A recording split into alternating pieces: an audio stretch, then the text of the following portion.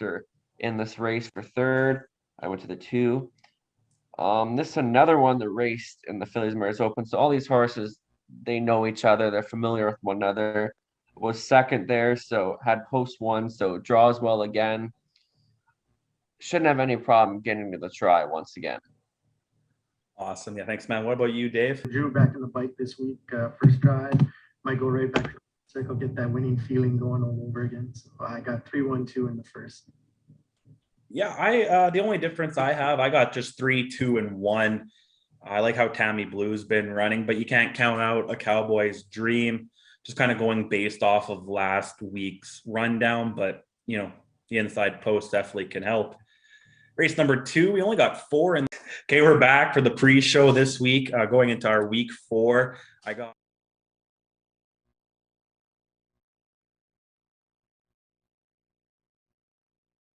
Okay, we're back for the pre-show this week, going into our week 4. I got David with me again and Nathan. Thank you guys for joining me. We're going to go through our 10 races. Got 10 races, 2 daily doubles, and a pick 4. This time we're going to start off with Nathan. Nathan, who do you like in our opening race, Phillies and Mares Open?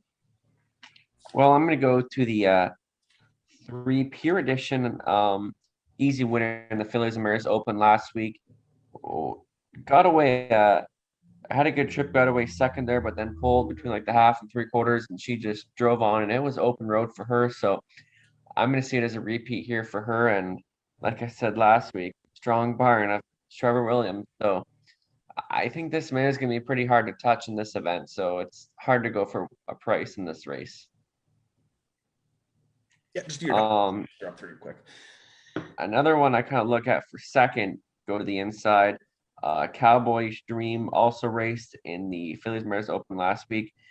Had the 4-hole, just kind of say the mix, got away 4th, end up 3rd. So she really only advanced a little bit, but getting an inside post can maybe be an exactor factor in this race for 3rd. I went to the 2. This is another one that raced in the Phillies Mares Open. So all these horses, they know each other. They're familiar with one another. Was second there, so had post 1, so draws well again. Shouldn't have any problem getting to the try once again. Awesome. Yeah, thanks, man. What about you, Dave? I got the same numbers, 3-1-2, same as Nathan here. Just mentioned that Glenn Drew back in the bike this week, first try. Might go right back to the circle, get that winning feeling going all over again. So I got 3-1-2 in the first. Yeah, I the only difference I have, I got just 3, 2, and 1. I like how Tammy Blue's been running, but you can't count out a Cowboy's Dream. Just kind of going based off of last week's rundown, but you know, the inside post definitely can help. Race number 2, we only got 4 in the Horse and Geldings Open this weekend. Nathan, what do you like in this one? Well, again, I'm going to another favorite here. Read the Proposal. I mean, there's just some really strong horses in these races so far, and this got 9-year-old Better to Like Gelding was in the Open last week. Easy winner there in 58-1, just made the front, couldn't catch him at all. Going for 4 wins in a row, back in the top pacing event this week as well. Read the Proposal. I don't see anything changing. It's just hard to go against. For second, I went to the 1 horse raced in here last week, 3rd in 58-2. Least one inside post again. Maybe could hang on an exactor ticket there, but it's just so hard to go against. Read the Proposal. And here for 3rd, I went to the 2 Baylor out. Second in this event last week.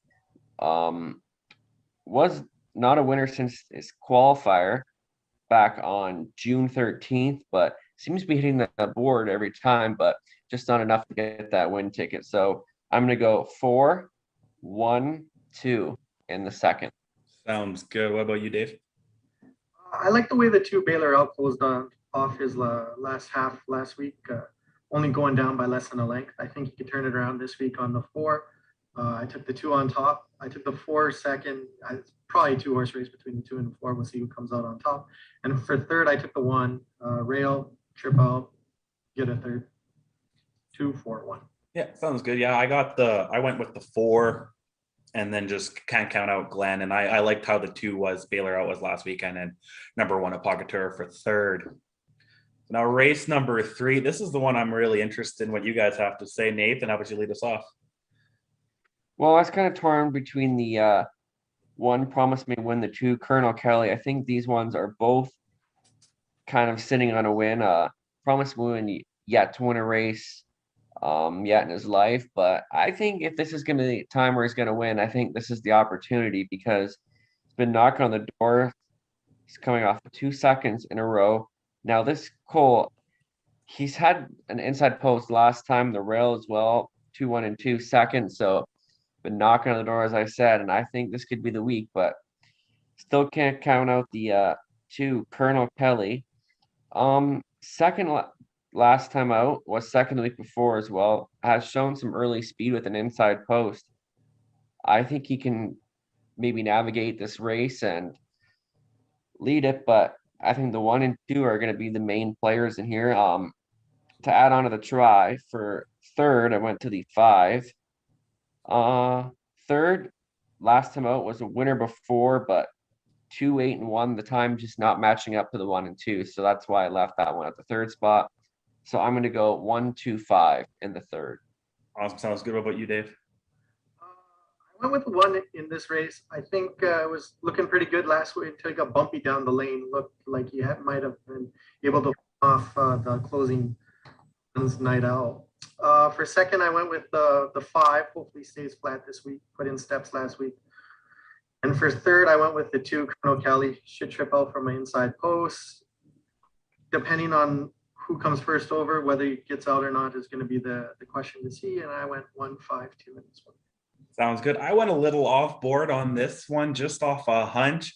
I went with my bud Daryl with Get It Done, Bud. Dave, you should know better. You go with the hot hand. Nathan, you're maybe a little young to know that. You never leave the table, right, when you're on a hot hand. And I think Daryl Thiessen with Get It Done, Bud. And I'm hoping I'm the only person that makes this bet, and I'll walk away with the whole triactor. But I do like Promise Me a Win. I don't know if Michelle Ray will let Daryl beat him twice in a row with that colt, but you never know. And then for third, I'm going to put the Colonel Kelly. Hopefully Daryl Thiessen can make a difference on this horse. Wasn't really impressed with the form that he's been showing. A little bit better last time out, but maybe Daryl can get this horse the trip he needs, his second drive back, but I still have to go with Promise Me a Win in here. You know what, man? If it was guaranteed, why would we bet on it, right? So that's what we got to try to do. So in race number 4 here, Nathan, who I just couldn't really figure out what direction to go, so I just went to the 5. Toughest Buff, made a break last time out. We'll be looking for a bounce back after, handicap realized the horse had one bad start. You have to look at the big picture. Toss out its latest. Wasn't showing much before, but his times just seemed to compare very well to the rest of this group. 2, 2, and 4 before that at Century Downs, and none of the other horses are showing times like that. So I'll toss out his latest, and I'll give him a shot in this very wide open group. For second, I'll go to the 4 Blackjack Charlie. This 2-year-old last time out finished 6 and 2, 6 and 3. But you notice on this horse, gradually improving time, so that does look promising and should show some improvement in this race tomorrow. Also touch on the 2 Sky's Little Spunk. First lifetime start last time out, third and 2, 13 and 2. Not really the good mile, but could show some improvement here as well as, like I said, the last 2-year-old. So first lifetime start's not too bad. So I'm going to go 5, 4, 3 in here. Awesome. What about you, Dave? I went with a 5. Just use the angle of 3-year-old versus 2-year-olds. I think that might make a big difference in this one. More experience, definitely. Exactly. Hopefully, stays flat. Should give it a good run. The 3 horse, time wise, probably the best times on the form for the local horses. So put him in for second, her in for second. And for third, I went with the rail horse. Just think it trip out. Probably knock a couple seconds off its qualifier and run a solid race. I went 5, 3, 1. That sounds good. I had the same hunch as you. I went with the 1 to win this one. This was one of my other long plays. I thought, it's going to knock a couple seconds off its qualifier time. Probably could do it in 2:06, maybe 2:05. And then Toughest Buff, I I should have looked back. I didn't actually know what he finished the race last week, so I was thinking if you convert those century times into Manitoba, it'd be around 2:05. So I was thinking those two would definitely have similar times, and then I went with Go On Bobo for third. In race number 5, we got the claiming and the start of our pick for Nathan. Who do you like in this one? Well, I think there's 3 that are win prospects in this race. I did go the 5 list place. Race in the Open on July 10th. Finished 4th, 58-4. Was a winner 3 back in the Open. Now drops to the claiming levels from 3,500 to 45, 5,500 handicap. So a big class relief for this one. The times compare very well. He should be competitive in this race. So dropping the claiming price to 4,500 should be good to go. But again, there's some others that are very big win factors here, and that's going to be the 6 Red Star Tiger. Finished second, was a place first last week. Just 59-4, competitive, but does draw post 6, so that could be against him a little bit, but it hasn't stopped him in the past. For third, I'll go to number 2.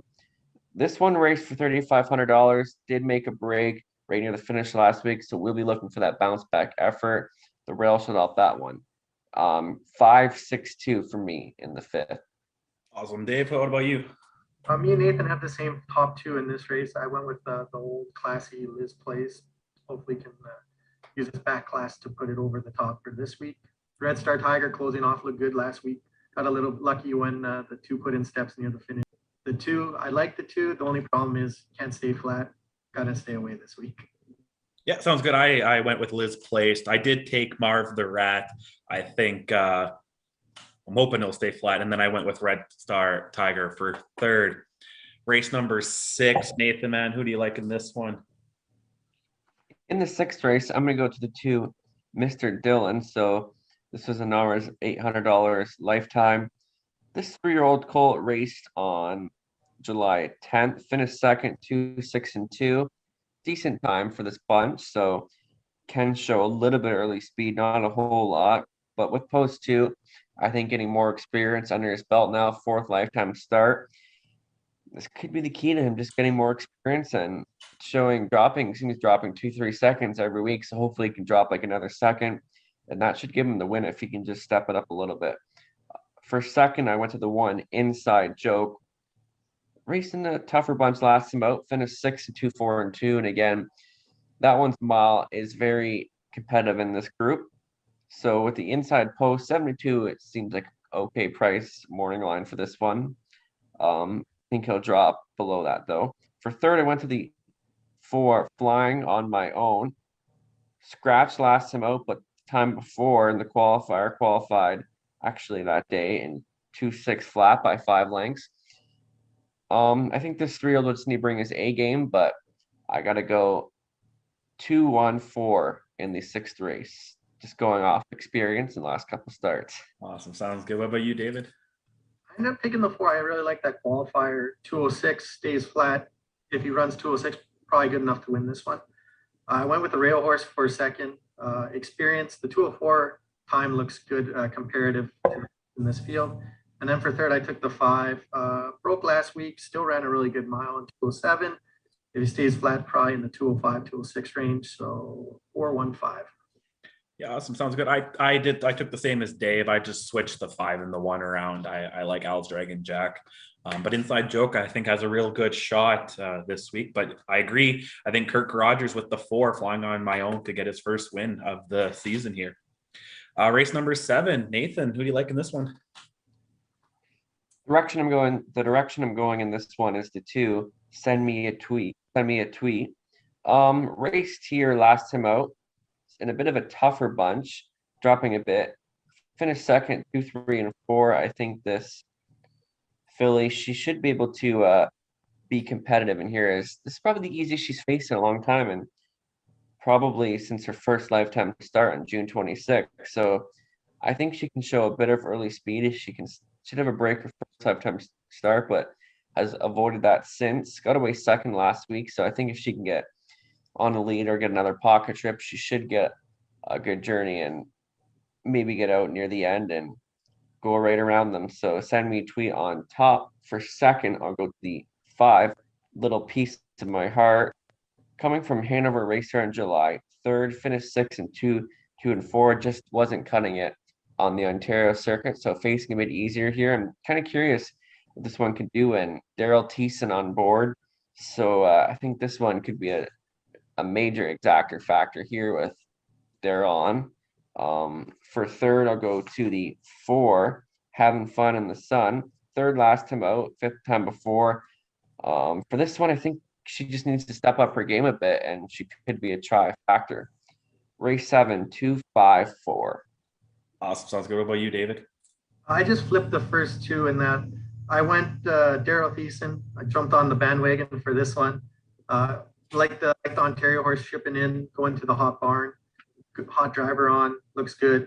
2 for second, trips out, comes second, and then the 4 was hopefully might get a little bit of a price for third, but we'll see. 5, 2, 4. Yes, sounds good, man. Yeah, great minds think alike. I got the 5, 2, and the 4 as well. Nathan's got some good points with the 2, and we'll see how the Ontario import does. It's between those two. Yeah, so we'll see how it goes. Race number 8, Nathan, who do you like in this one? I'm going the way of the 3, Farmer Strike Fame. The last high percentage barn said before of Trevor Williams. Last 3 starts hasn't missed the top 2 and just seems to be getting better every single week. And she's got early speed, and you need that on the smaller half-mile tracks, and that's really the key. And if she can finish well, I think it's gonna be pretty hard to catch her. And the form she's been on is pretty amazing. For second, though, if there's one to beat her, I went to the 6, State Your Case. Got the first lifetime win last time, a winner by 8 lengths, 2, 2, and 4.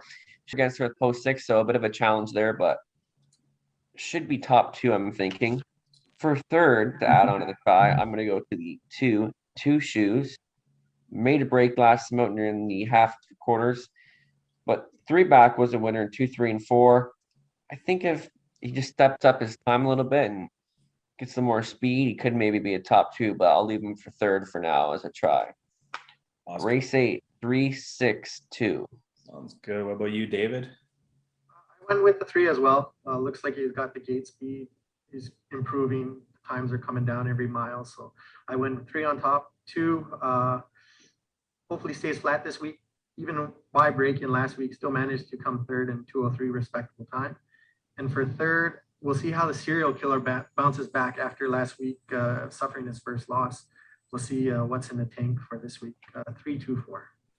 Yeah, I went with 3 as well. I agree with serial killer. It's a typo in the program. It doesn't have the break that I think that one could have easily. Daryl disagreed, but I think it could have won if it didn't break. Daryl said he had it beat no matter what. And then I'll go with the 6, State Your Case, to finish my triactor. But we'll go to race number 9. Nathan, who do you like? Well, I'm going against the morning line odds. I'm going to go to the 4, Don't Rock the Boat, facing easier. Failed at the top 3's last 5, but facing an easier bunch and not being in the open, I think that makes a big difference in this event.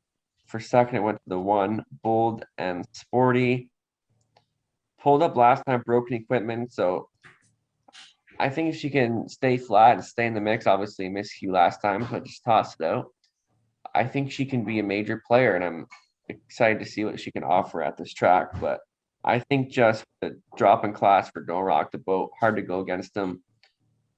For third, I went to the 3, Nelly's On the Money. She's been racing on okay form, 4th, 3rd, 2nd. Just the time's a little better lately, so that's a little promising. So race 9, I'm going 4, 1, 3. Sounds good. What about you, David? I went with the rail horse.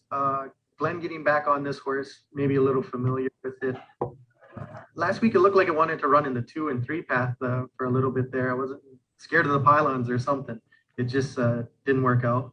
So back with Glenn back, I think he takes it to the winner's circle. For second, I went with the 4, Big Class Relief, dropping out of the open into this. Should find this a lot easier. And then for third, I went with the 2, just, might trip out. Chris Brown might pop one here at really big odds. It's probably double digits for sure on the 2, 1, 4, 2. Yeah, I went with the 1.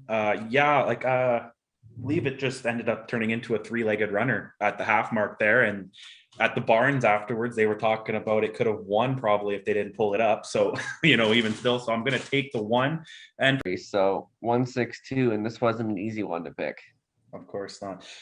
Dave, what about you? I took Philly returning after a week off. Looked like it had a lot left in the tank last go around. Ran 201. Probably sheds a couple seconds off that if the track is fast.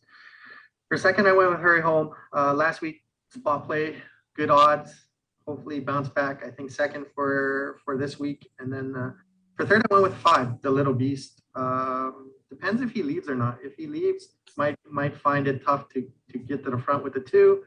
If not, if he closes, probably more successful. I went 615. Yeah, I went with the 6, Philly. I like its chances. Does have the outside, but win perfect season on the line. And I took number 2, Millie's Million for second, and for third, I took the Hurry Home. Yeah, but it's a pretty tough race because I think Jim Strikes It Rich has a chance. The Little Beast has a chance. And I'm going to stay away from Buck Rogers only because it says Glenn LeDrew, but I'm going to assume he takes the Philly, and my boy Chris Brown will take over, and I'm got to stay away from him. So, Number 1, A Cowboy's Dream, owned by Tyler Voden, trained by Jacqueline Grundy, driven today by Tyler Grundy. Number 2 is Tammy Blue, owned, trained, and driven by Clayton Braybrook. Number 3 is Pure Edition, owned by Arel Voden and Trevor Williams, trained by Trevor Williams, Glenn LeDrew in the bike. Number 4 is Rusty's Flying, owned by David Watson and Chris Bjornson, trained by Corey Manning, driven today by Corey Manning. And number 5, Glitter on the Beach, owned and trained by Betty Manning and Don Howlett in the bike. 5 will go to post in about 5 minutes.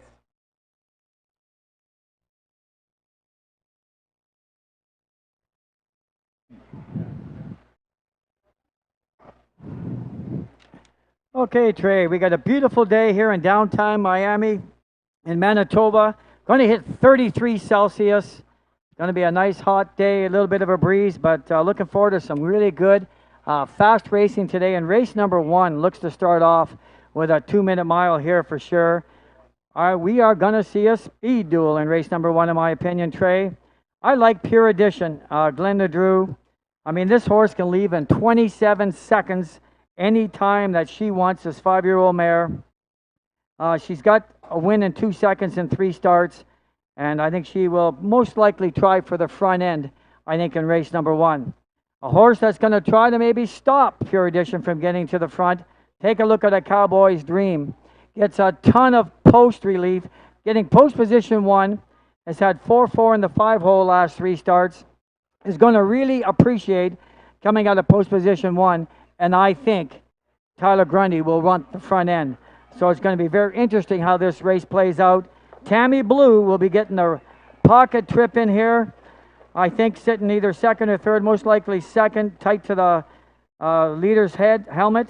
Paced a good mile last week in 2 minutes, no slouch. Not an easy race to pick, but I'm going to take, for the first half of the daily double, I'm going to take the 3, 1, and 2.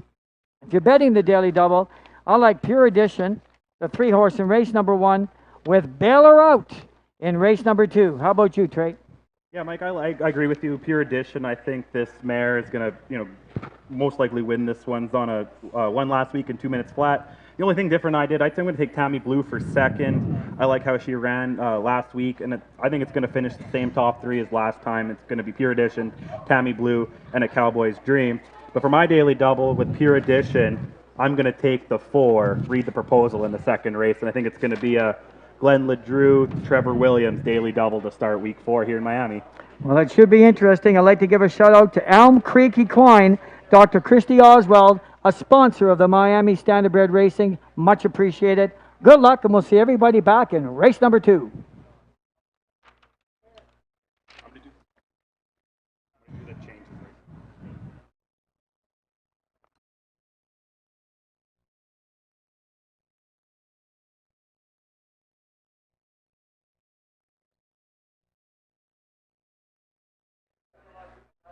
And here are your changes for today's race card. Race number 1 is all clear. Race number 2, there's just no show betting. In race number 2, no show betting. Race number 3 is clear. And race number 4 is clear. Race number 5 only changed the 4 Ziftenart, changed the claiming price, $4,375. That's number 4, just changed the claiming price, $4,375.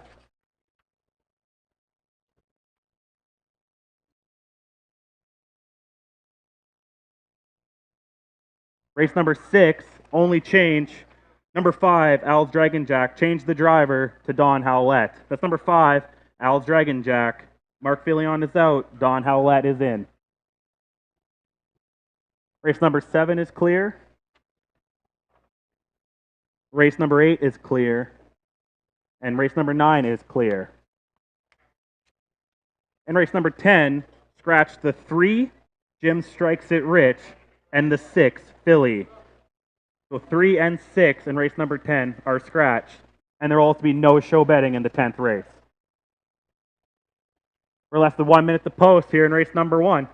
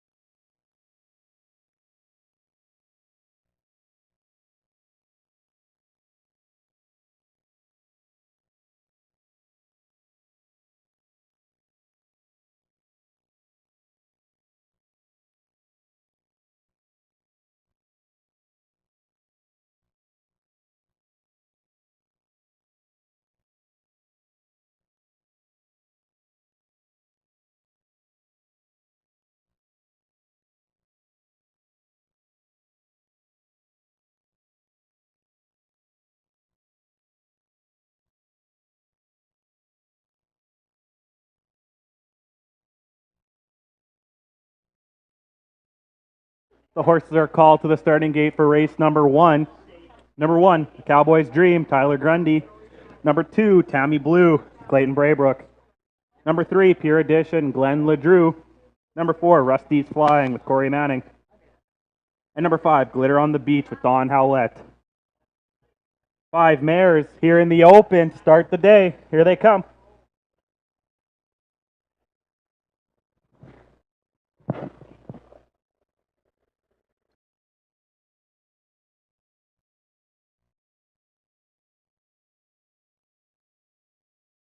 And they're off end pacing. On the inside of the track, Pure Edition charges to the front end. Sliding in second, a Cowboy's Dream. Tammy Blue's in third. Rusty's Flying is fourth. And Glitter on the Beach is your trailer. Marching down the backstretch, Pure Edition. About a 3-length lead, but closing that gap, a Cowboy's Dream. And Tammy Blue is your top 3 as they're coming to the opening quarter. It's all Pure Edition. 29 and 4 opening quarter. Pure Edition, Cowboys Dream in second. No one's making a move yet. Tammy Blue in third. Rusty's Flying is fourth. And Glitter on the Beach is content in fifth as of now. As they're coming down straight for the first time. It's all Pure Edition.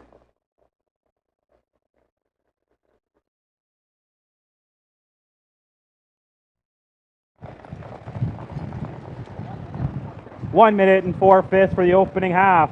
Pure Addition with Glenn LeDrew setting the pace. The Cowboys' Dream still in second. Nobody's moving yet. Tammy Blue in third. Rusty's flying in fourth. And Glitter trailer. They're marching down the backstretch. It's still Pure Addition. They're still in a line. And Cowboys' Dreams in second. 1:30-3. Pure Addition. There's a break on Rusty's Flying. On the outside, a Cowboys' Dream trying to make a charge. Tammy Blue's out 3 wide. Can they catch Pure Addition? Pure Addition with the lead. A Cowboys' Dream tight for second. Tammy Blue for third.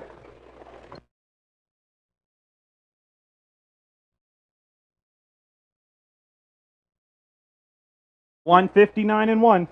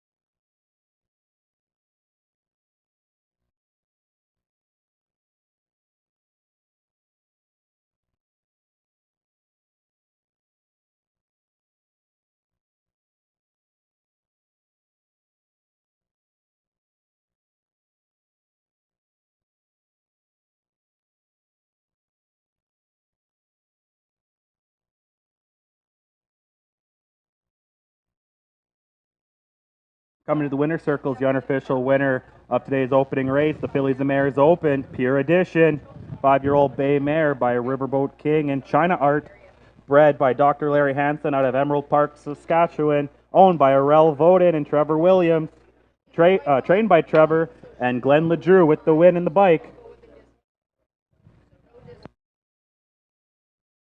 There you go. Give a big round of applause for Pure Addition with Glenn LeDrew. Here are the quarter times. They went over the first quarter in 29-4, over the half in 1 minute and 4/5, over the 3/4 of 1:30-3, finishing the full mile in 1:59-1. Rundown and payouts will be up shortly.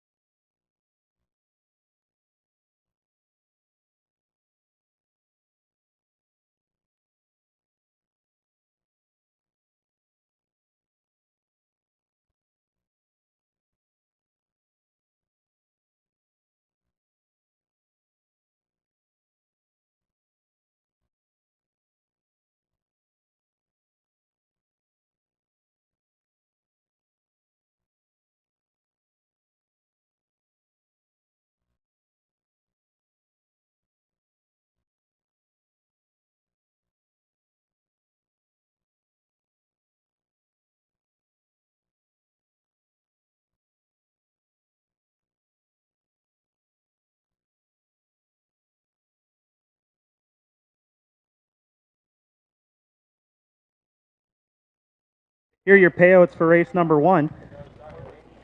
Number 3 pure edition paid $5.40 to win, $2.10 to place, $2.40 to show. Number 1, A Cowboy's Dream, paid $6.60 to place, $6.80 to show.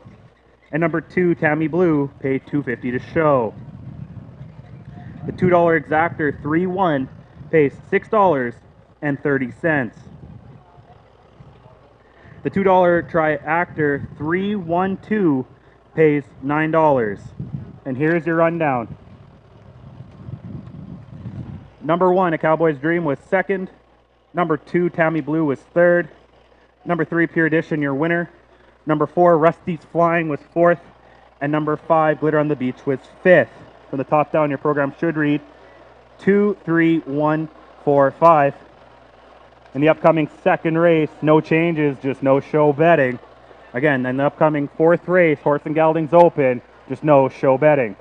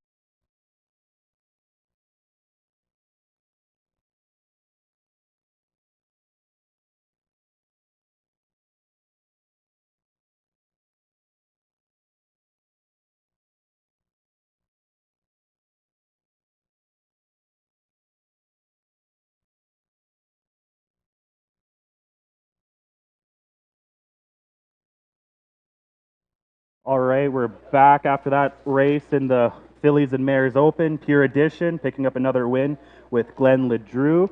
We're going to go to the Horse and Geldings Open, Mike. And again, no show betting in this one, but I'm going to take the 4. Read the proposal. 3 straight wins, 2 of them being in the Open, all under 2-minute times. Glenn LeDrew back in the bike. Trevor Williams trains. I think that's a clear choice, but I think you went with a different one. But for second, I went with Baylor Out and Don Howlett. Finished second last time in 1:58.2. Really fast closing quarter there in 29.2. And for third, I'm going to go with the Apagatura, the inside rail horse with Clayton Braybrook. And I put the 4 in my second half of my daily double. So what about you, Mike? Well, I'll tell you, like, to me, post position in a race like this in a 4-horse field. No, he's not close enough.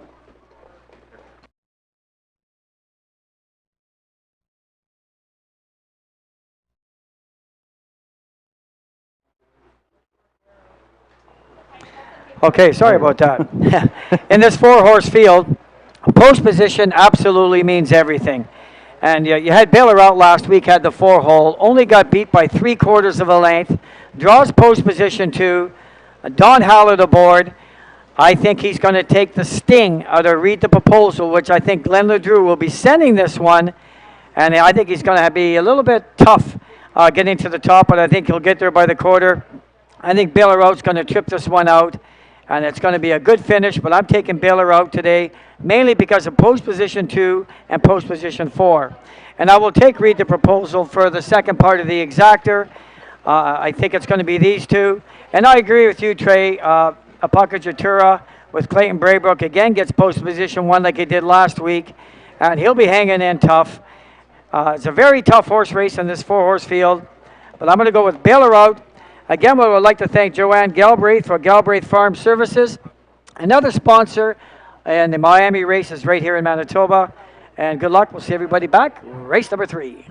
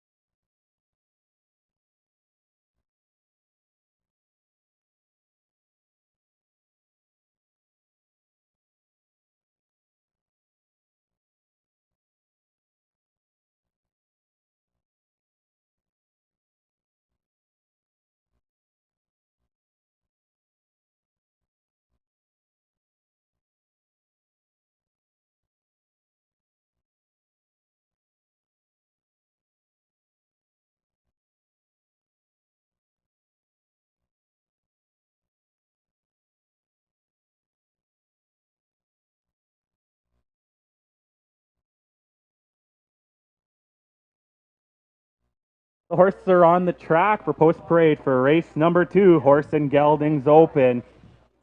Number 1, Apagatura, owned by Glenda Giles and trained by Clayton Braybrook, and driven today by Clayton Braybrook.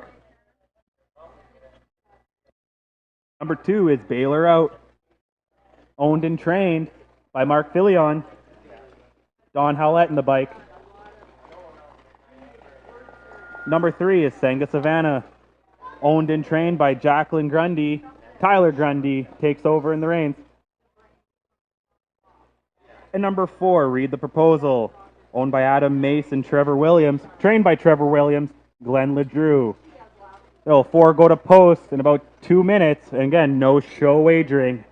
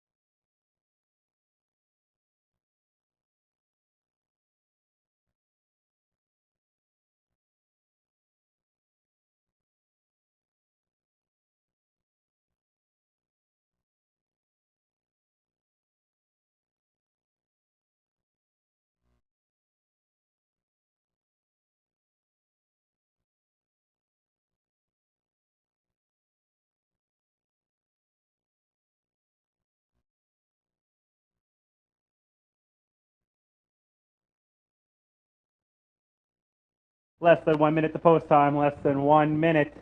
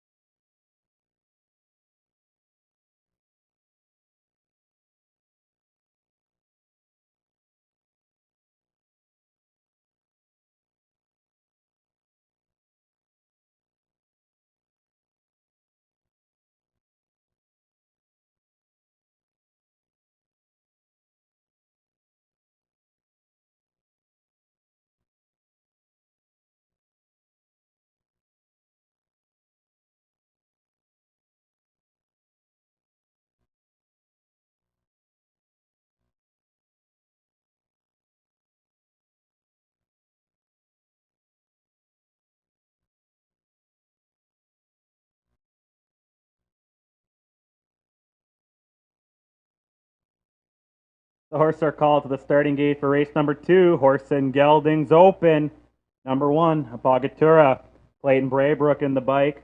Number 2, Baylor Out with Don Howlett. Number 3, Sanga Savannah, Tyler Grundy. And number 4, Read the Proposal with Glenn LeDrew. Gate swinging around down the stretch. Here they come.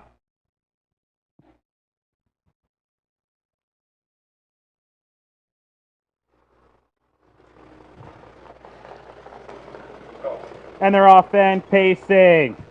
Straight to the front end, Baylor Out. Read the Proposals, charging out 2 wide. Apagatura slides in third, and Sanga Savannah is your trailer. Marching down the backstretch, Read the Proposal sits in second, while Baylor Out with about a length lead. Apagatura in third, and Sanga Savannah is your trailer. Don Howlett with Baylor Out setting the pace at the opening quarter. 28-3. Baylor Out, and then Read the Proposal in second. Apagatura still third, and Sanga Savannah still trailing as they're heading down the stretch for the first time. And a nice line, here comes Baylor Out, still setting that pace. Read the Proposal waiting patiently in second, now making a move. Apagatura trying to slide up on the inside. At the half, they're neck and neck. 58-2. And they're kicking in the clubhouse turn. Read the Proposal. And Baylor Out, battling it out. Apagatura sit there in third, and Sanga Savannah still in fourth. Down the backstretch, Baylor Out and Read the Proposal. But don't count out Apagatura or Sanga Savannah. Baylor Out with a neck lead on Read the Proposal at the 3/4 mark. 127-3. Baylor Out. Read the Proposal still in this race. Apagatura on the inside. Sanga Savannah trying to join out 2 wide. Down the stretch they come. Baylor Out on the inside. Read the Proposal out 2 wide. Apagatura trying to find an opening. Read the proposal. Takes over. Here comes Sega Savannah. Sega Savannah out of nowhere. Read the proposal and Apagatura. 158 and 3.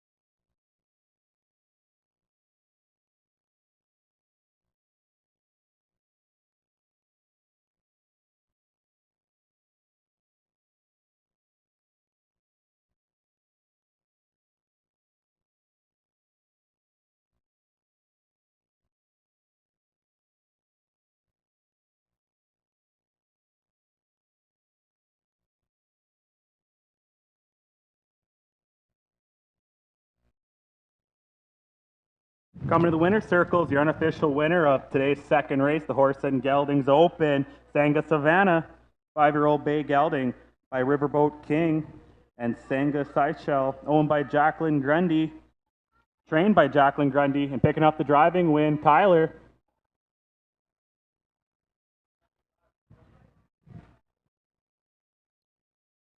Oh, give a big round of applause. Sanga Savannah with Tyler Grundy. Here are your quarter times. They went over the first quarter in 28 and 3, over the half in 58 and 2, over the 3 quarters 127 and 3, finishing full mile 158 and 3. Payouts and rundown will be up shortly.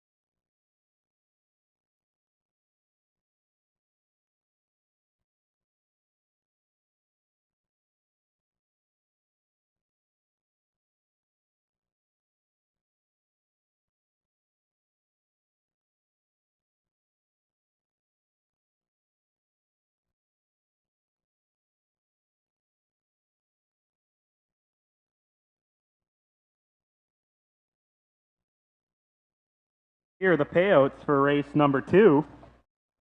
Number 3, Sanga Savannah, paid $26 to win and $4.80 to place. Number 4, Read the Proposal, paid $2.10 to place. The $2 exactor, 3-4, $145.90. And the $2 triactor, 3-4-1, $129.70. And there was no show wagering. Oh, sorry, the $1 daily double as well paid $2.15. And here's your rundown. Number 1, Apagatura was third. Number 2, Baylor Out was fourth. Number 3, Senga Savannah, your winner.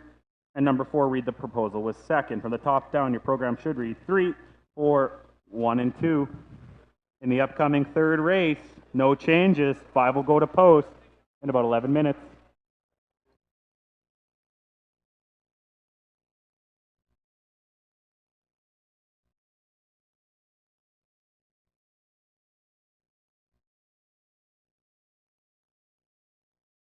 Yes, sorry, the $1 daily double. No one had a bet on 3 Senga Savannah. So the $1 daily double got paid out on Read the Proposal, number 4. That's again a daily double 3 with number 4 in race number 2 was paid out as $2.15.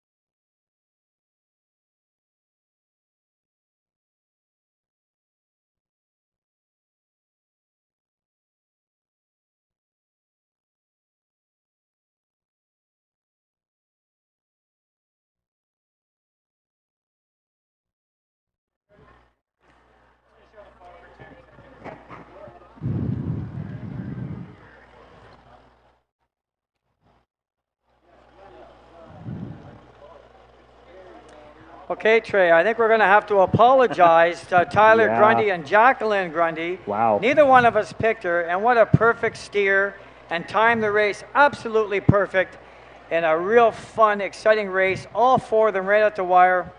Senga Savannah getting the nod. Okay, let's go to race number 3. Looks to be a good race in here, but I'm going to take Promise Me a Win from the inside with Michelle Race, sitting on a win with 3 consecutive seconds. Paced a very strong mile, very fast fractions last week, and paced a mile in 2-1 and a piece. Just got beat at the wire by Don's Night Owl. And looking down here, I think having the inside, Mitch should have everything his own way and should be the heavy betting favorite, in my opinion, here in race number 3. Horse to watch out for maybe is Colonel Kelly with Clayton Braybrook. Last week, you got a slow half in 4-4. He come his last half in about a minute, his mile, and paced a mile in 2:53, was the huge favorite. But take a look at the week before, had the 3-hole, come home again in 32nd and 2-2. I think if he goes back to the race 2 weeks ago with a good trip behind Promise Me a Win, we might see a real good finish here. But I think the exactor is going to be 1-2 or 2-1. Wide open for third. I'm going to go with Tagoras, Kirk Rogers. 2 starts, he's got a win in a third. Paced a mile in 2:06. I just don't think he's quite as good at this moment as the 1 and 2. But looks to be a lot of fun. And how about you, Trey? What do you like here? Yeah, Mike, I agree with you with the 1 and the 2. I'm just going to put 1 for second and Colonel Kelly in for third. I'm going to go off the board here, and I'm going to go with the 4 horse. Get it done, bud. Daryl Thiessen in the bike, going with the hot driver. 1 for 1 here in Miami this year. Let's see if you can make it 2 for 2. And if Well, if you look at the board, they're all betting the 4 right now. Get it done, bud. So I think they're going based off the driver in that one. But it could be a pretty wide open race between the 1, 2, 4, or 5, I think. And even the 3 could get in there. You look at the 1 coming home in 30, 29, 28. You look at the 4 coming home in 31, 34, and 32. I mean, the program normally doesn't lie. It tells you everything you want to know. But who knows? It's horse racing. But I really like Promise Me a Win to win as he pleases in this race.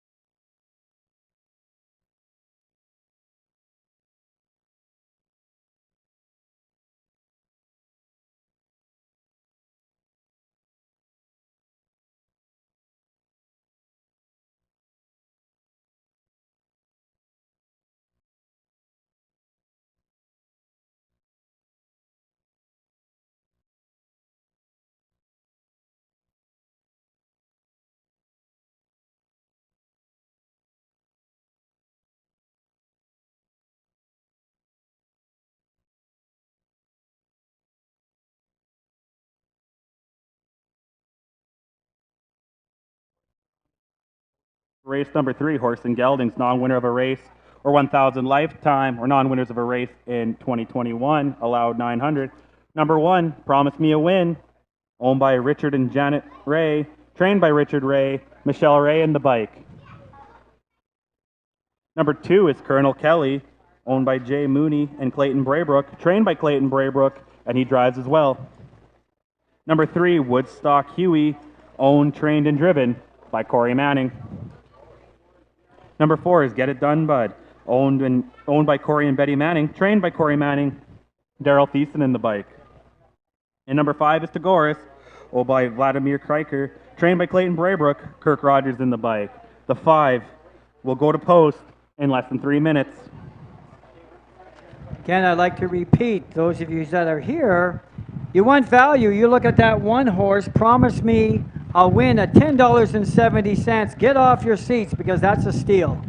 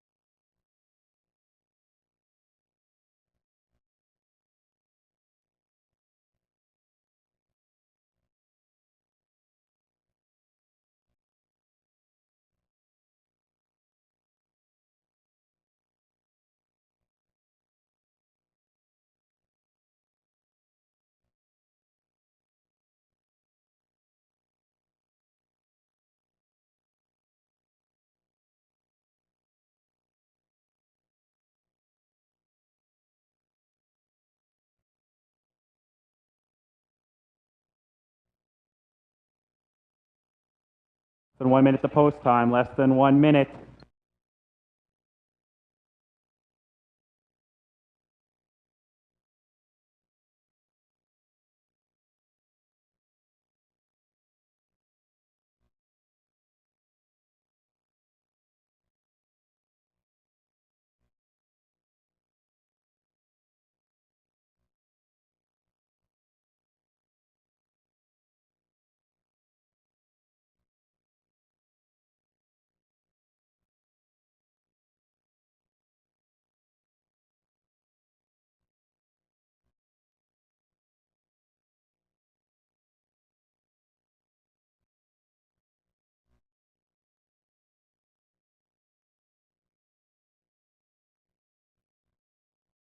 As the horses are gathering down the backstretch, pretty spread, even money on the board.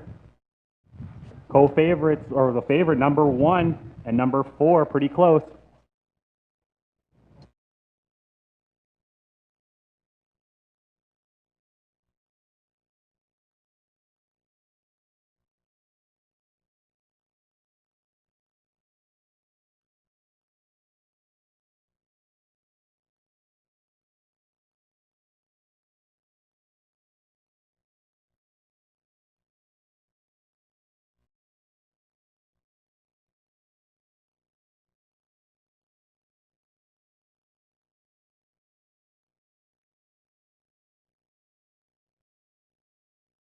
The horses are called to the starting gate for race number 3. Number 1, Promise Me a Win with Michelle Ray. Number 2, Colonel Kelly, Clayton Braybrook in the bike. Number 3, Woodstock Huey with Corey Manning. Number 4, Get It Done Bud, Daryl Thiessen. And number 5, Tagoras with Kirk Rogers. 5, Pacers up on the gate. Here they come.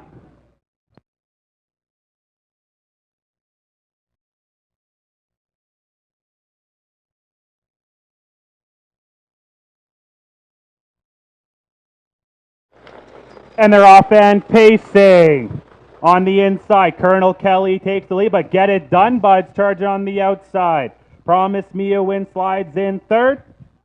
Tagoras is in fourth, and Woodstock and Huey's your trailer. Colonel Kelly with about a 2-length lead on Get It Done Bud. 3 more lengths back to Promise Me a Win and Tagoras, and about 5 lengths back to the trailer Woodstock and Huey as they're coming to the opening quarter. It's Colonel Kelly with Clayton Braybrook. 29 and 2. Colonel Kelly setting that early pace.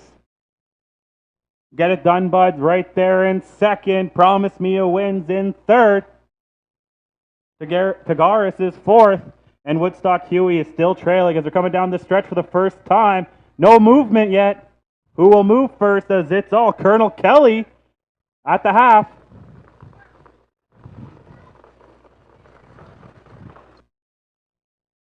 One minute and 1/5 as they're kicking in the clubhouse turn. Tagoras is the first to try to make it out too wide, but the front end staying pretty quiet. Colonel Kelly and Get It Done Bud. Promise Me a Win's now in fourth as Tagoras is charging on the outside. Woodstock Huey still trailing. It's all Colonel Kelly. Tagoras and Get It Done Bud. Oh, Tagoras off stride. At the 3/4, it's all Colonel Kelly. 1:30 and 3. Promise Me a Win's now out too wide to join the party. Promise Me a Win and Colonel Kelly battling it out. Get It Done Bud's in third. Down the stretch they come. Colonel Kelly on the inside. Promise Me a Win out too wide. Promise Me a Win takes over. But here comes, Colonel Kelly will hold on for second and Get It Done Bud for third.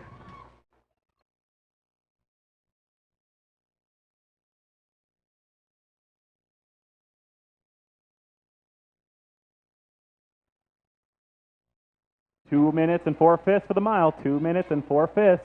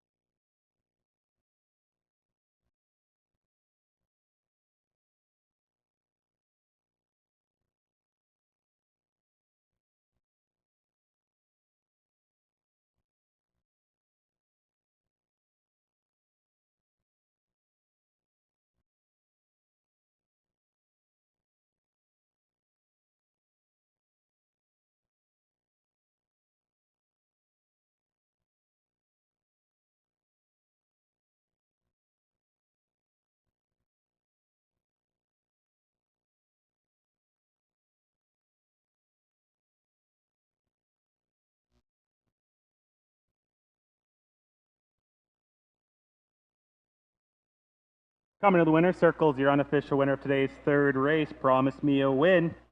3-year-old bay colt by Ambro Baylor and Bubbles Promise, bred by Don and Sheila Annis, owned by Richard and Janet Ray, trained by Richard Ray, and Michelle Ray picking up the win, new lifetime mark, 2 minutes and 4.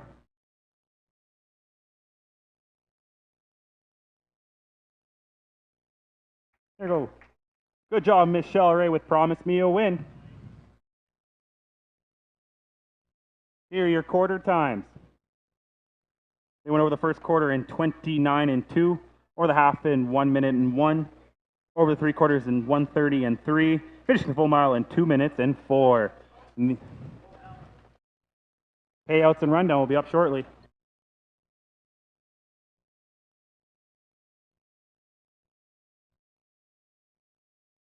Here are the payouts. Number 1, Promise Me a Win, paid $4.80 to win, $2.10 to place, $2.10 to show. Number 2, Colonel Kelly, paid $4.20 to win and $2.30 to show. And number 4, Get It Done Bud, paid $2.10 to show. The $2 exactor won $4.30. The $2 triactor 124, $7.20. In the upcoming 4th race, no changes. 5 will go to post in about 12 minutes.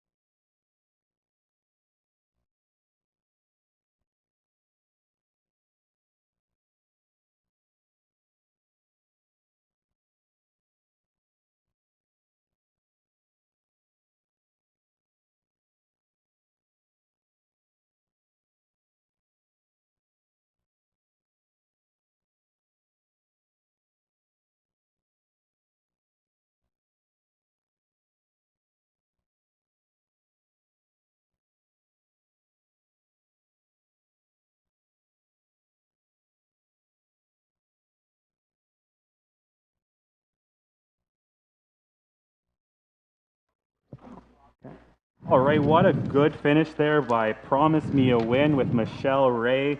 New lifetime mark, 2 minutes and 4. So congratulations to those connections. But before we dive into our race 4 picks, Mike, why don't you tell people how things are going at the new track in Winnipeg? Well, the new track in Winnipeg is right now is just putting the final touches on. It looks like an A1 facility. I'm sure Garth Rogerson and his son right now are sitting home watching, hopefully betting Mike's picks. And it's called the Loop. The track is going to be called the Loop. And I think most of the horsemen here in the next 2 or 3 weeks are going to be training on that track to see if we have to make any adjustments.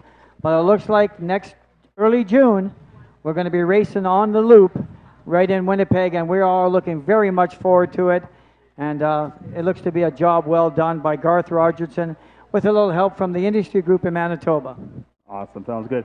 And yeah, going into our picks here in race number 4, I like the one Beyond the Budget with Clayton. I liked its qualifying time in 2:08. I thought, if it can knock a couple seconds off of it, like usually you do in a qualifier, maybe sitting there in 2:06, and it's got then it would be one of the fastest times here, as Tough the Buff hasn't registered a time yet here in Manitoba, so still a little unsure about that gelding, but I took Tough as Buff for second, and then Go On Bobo for third, because again, that 2:06 time is where I think this one's going to be at.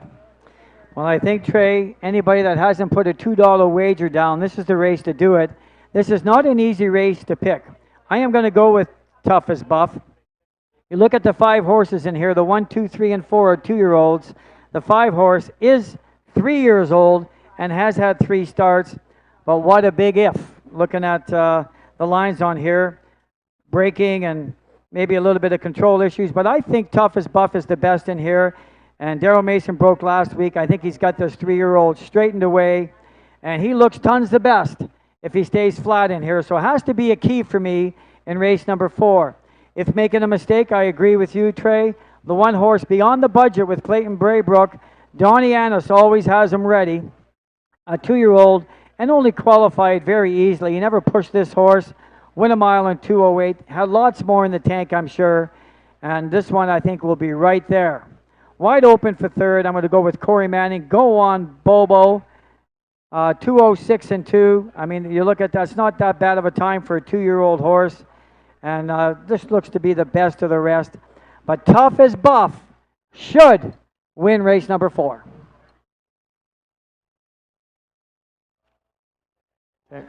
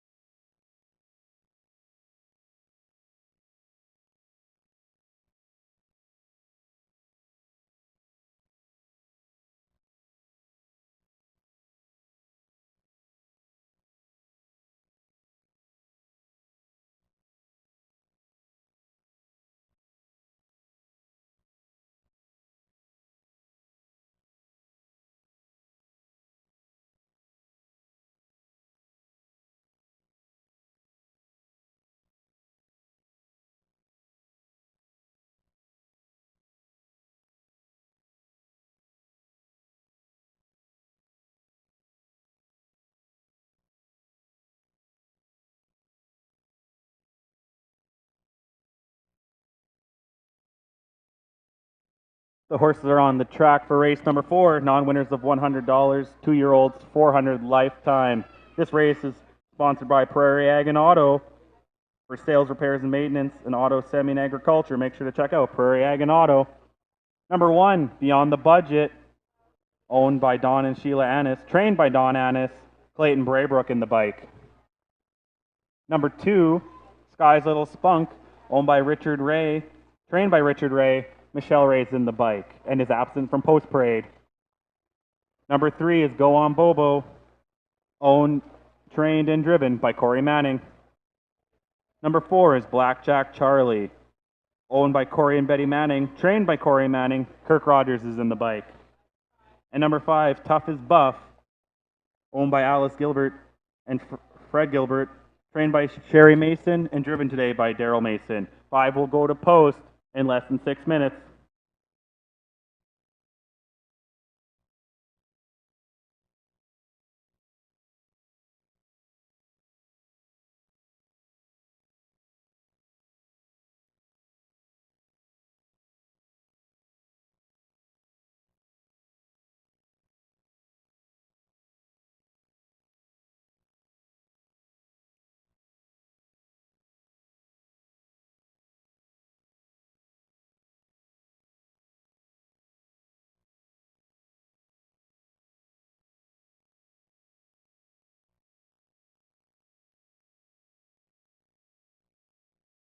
Ladies and gentlemen, the number 2, Sky's Little Spunk, is now on track. That's number 2, Sky's Little Spunk, is now on track. So all 5 will go to post in 4 minutes.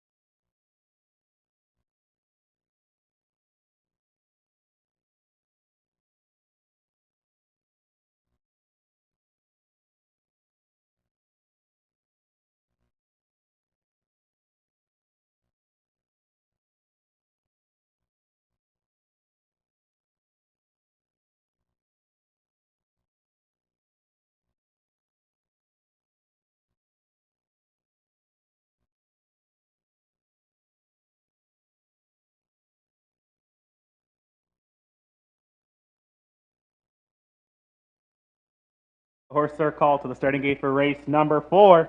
Number 1, Beyond the Budget with Clayton Braybrook. Number 2, Sky's Little Spunk, Michelle Ray in the bike. Number 3, Go On Bobo with Corey Manning. Number 4, Blackjack Charlie, Kirk Rogers. And number 5, Tough as Buff, Daryl Mason teams up.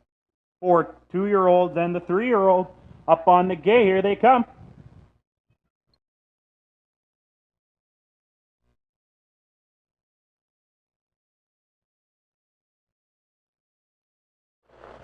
And they're off and pacing. Go On Bobo. And Beyond the Budget charging to the front end. Sky's Little Spunk is in 3rd. Blackjack Charlie's in 4th. And Tough as Buff is your trailer. Go On Bobo leading the way. Sky's Little Spunk out 2 wide, charging to the front end. Beyond the Budget's now in 3rd. Tough as Buff now making a move as well. And the new trailer's Blackjack Charlie. Sky's Little Spunk with a 2-length lead at the opening quarter. 33 flat. Sky's Little Spunk. Go On Bobo in 2nd. Tough as Buff in 3rd. Beyond the Budget is 4th. And Blackjack Charlie still trailing.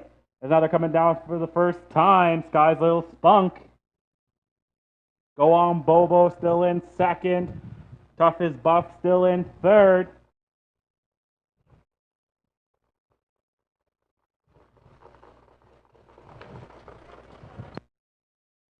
$104 and 4. Sky's Little Spunk leading the way. Go On Bobo still in 2nd. And now in 3rd is Tough as Buff.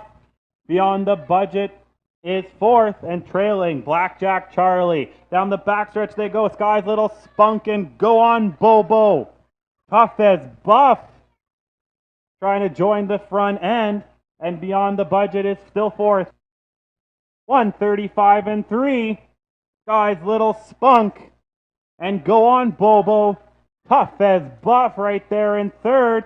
Beyond the Budget now making a move up the outside. And Blackjack Charlie. As they're coming down the stretch, they're 3 wide. Sky's Little Spunk. Here comes Beyond the Budget. Beyond the Budget with a late charge on the outside. It's going to be close. It's Tough as Buff, Beyond the Budget, and Sky's Little Spunk. 207 and 3.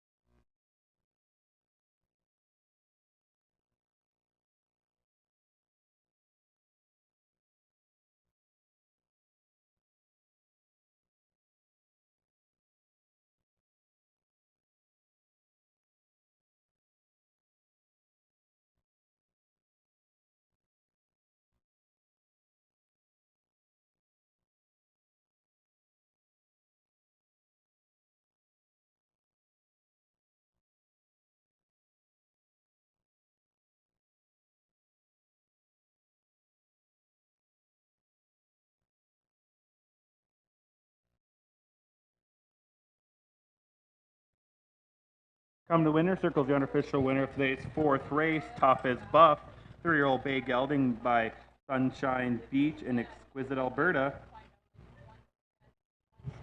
Owned by Alice Gilbert, trained by Sherry Mason, and driven today by Daryl Mason. There you go, give a big round of applause to Tough as Buff with Daryl Mason. Here are your quarter times. They went over the first quarter in 33 flat, over the half in 104 and 4, over the 3 quarters in 135 and 3, finishing the full mile in 207 and 3.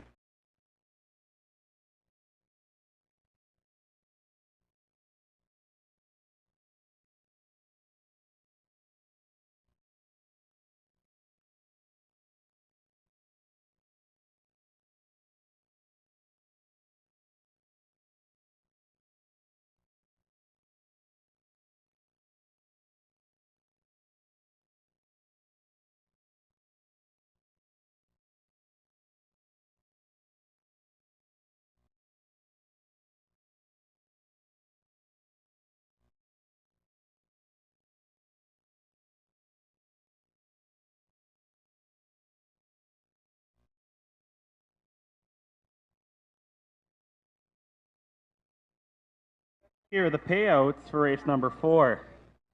Number 5, Tough as Buff, paid $2.80 to win, $3 to place, and $2.10 to show. Number 1, Beyond the Budget, paid $2.40 to place and $2.10 to show. Number 2, Sky's Little Spunk, paid $2.10 to show. The $2 exactor, 5-1, paid $9.30. The $2 triactor, 5-1-2, paid $41.10. And here's your rundown. Number 1, Beyond the Budget, was second. Number 2, Sky's Little Spunk, was third. Number 3, Go On Bobo, was fourth. Number 5, Blackjack Charlie, was fifth. And number 1, Tough as Buff. Your winner from the top down of your program should read 2, 3, 4, 5, and 1. In the upcoming 5th race, no changes. 6 will go to post, and the start of our pick 4 in less than 12 minutes.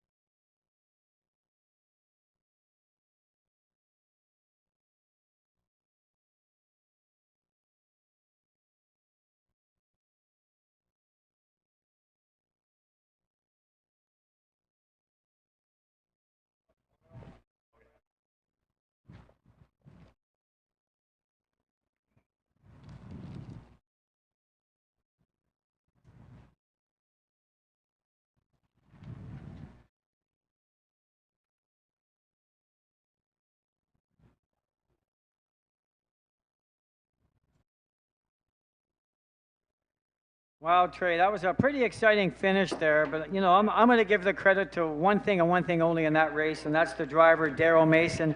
He had to steady this horse from start to finish, and man, did he ever time it when he had to in that just last couple of strides. all the credit and congratulations to Ellis and Freddie Gilbert and Daryl Mason and Sherry Mason.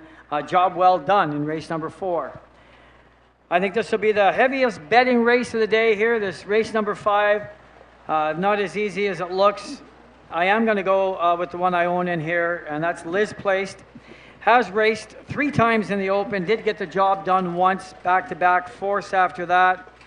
Razor sharp this week as far as how the week went and how he trained. I really liked the way he looked this week, and I think Leonard Drew will get along with this one just fine. And I think he's going to win in a real close horse race in here, coming out of post position 5. My favorite horse on the circuit, I know it's no secrets, is Red Star Tiger, most winningest horse ever on the Great Western Circuit and beyond. As far as I'm concerned, this horse has been here for maybe 7 or 8 seasons off and on, and usually does nothing but win. I think he's going to get a good trip in here. Draws the post position 6. He's got to do it the hard way, which 3 consecutive 6 holes. Got a win last week, second place first, and is going to try to do the same. And no slouch, will be a major threat in race number 5. Marv the Rat, horse, if stays flat, can fool us all, was winning the race right to the wire last week and made a bobble just close to the finish there. If Marv the Rat behaves, could upset both of my picks 5 and 6. But I do like Corey Manning with Marv the Rat in 3rd place to finish the triactor. So Trey, I like the 5, 6, and 2 in race number 5. Yeah, I take the 5 as well. Liz Placed, I think moving, from the Open to the Claimer should, this horse should fit nicely into this bunch. I took Marv the Rat for 2nd, as we saw last week, and would have won that race if just stayed flat right at the end there.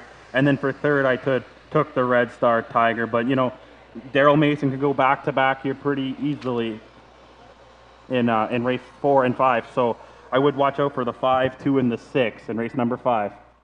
Good. And I'd like to give another shout out to Point West Electrical Services. Thank you for sponsoring us right here in Miami. It is much appreciated. And don't forget, this is when the Win 4 starts. Last week, $660 in the pool. So don't be shy and put some money down on the Win 4 starting right here in race number 5.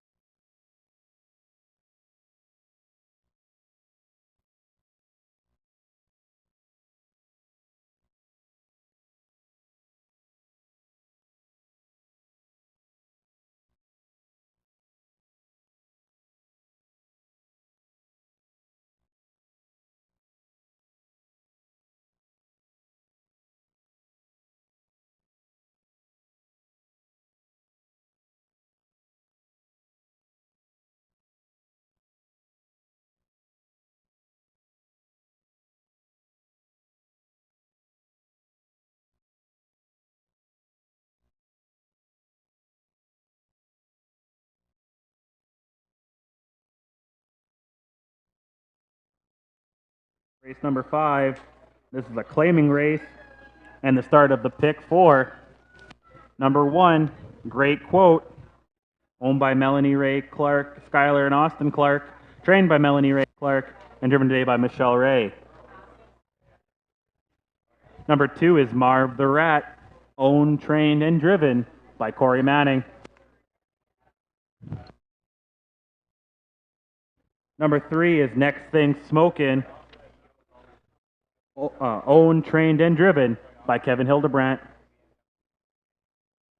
Number 4 is Zift and Art, owned and trained by Corey Manning. Kirk Rogers is in the bike. Number 5 is Liz Place, owned by Trevor and Mike Williams, and Arel Voden, trained by Trevor Williams. Glenn LeDrew takes over. And number 6 is Red Star Tiger, owned by Sherry and Daryl Mason, trained by Sherry Mason, Daryl Mason in the bike. Number 2 and number 4 are late to post parade. They'll be out shortly, but they'll go to post in less than 3 minutes.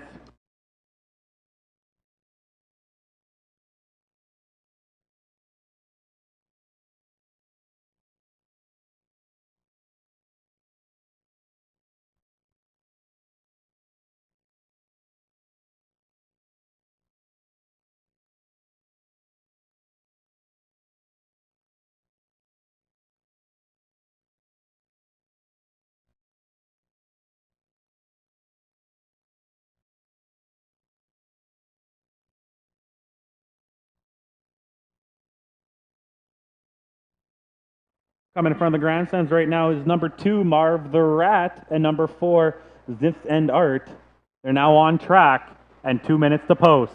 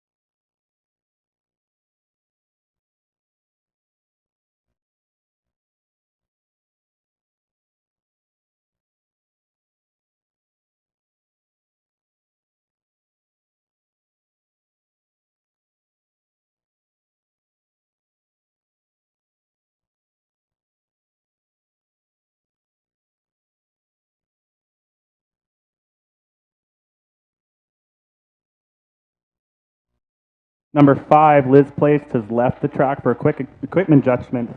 We'll be back shortly.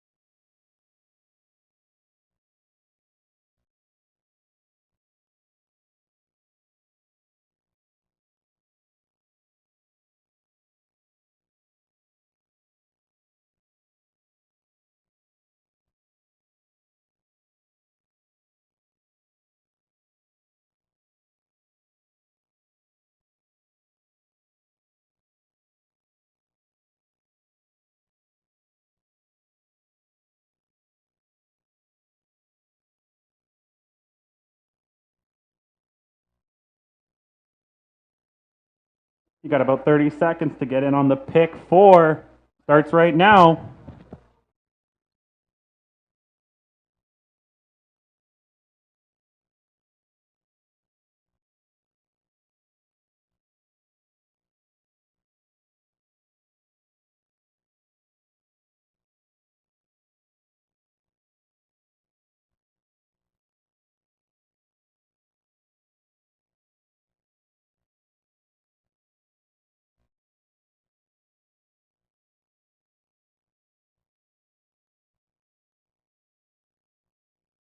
Horses are called to starting gate for race number 5. Number 1, Great Quote, Michelle Ray. Number 2, Marv the Rat, Corey Manning in the bike. Number 3, Next Thing Smokin', Kevin Hillebrand teams up. Number 4, Zift and Art, Kirk Rogers. Number 5, Liz Place, Glenn LeDrew. And number 6, Red Star Tiger with Daryl Mason. 6 here in the Claimers. Here they come. And they're off and pacing. Great Quote on the inside. Marv the Rat and Liz Placed out 3 wide. Next Thing Smokin' slides in 4th. Ziffin Art is 5th. And Red Star Tiger is trailing. Liz Placed takes the lead. Great Quote's in 2nd. And Marv the Rat's 3rd. Next Thing Smokin' is 4th. Ziffin Art still 5th and still trailing. Red Star Tigers, they hit the quarter mark. 29-3 for Liz Place, setting that pace early. Great Quote and Marv the Rat.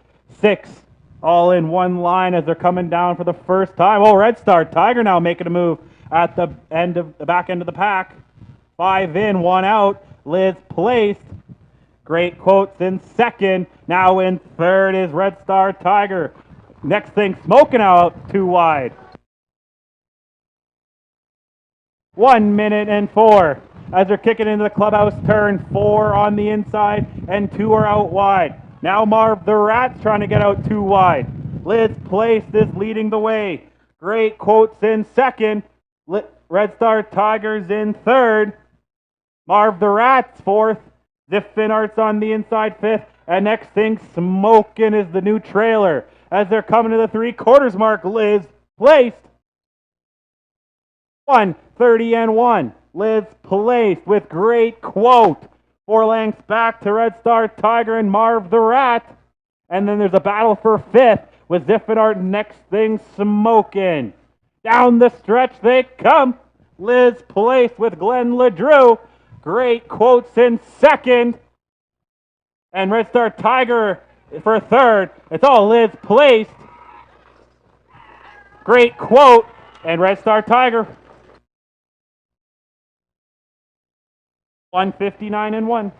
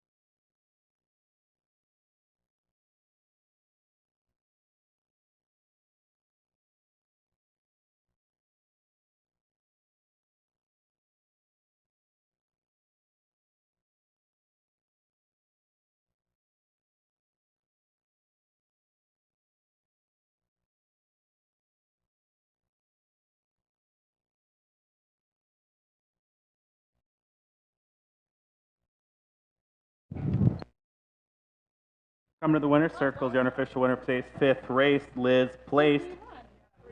10-year-old Bay Gelding by Liz Mara and Jenny's Place, owned by Trevor Williams, Mike Williams, and Arel Voden, trained by Trevor Williams, and driving today, Glenn LeDrew.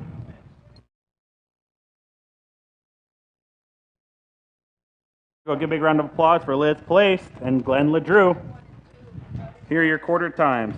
They went over the first quarter in 29 and 3, over the half in 1 minute and 4, over the 3/4 of 1:30 and 1, finished the full mile in 1:59. Payouts and rundown will be out shortly.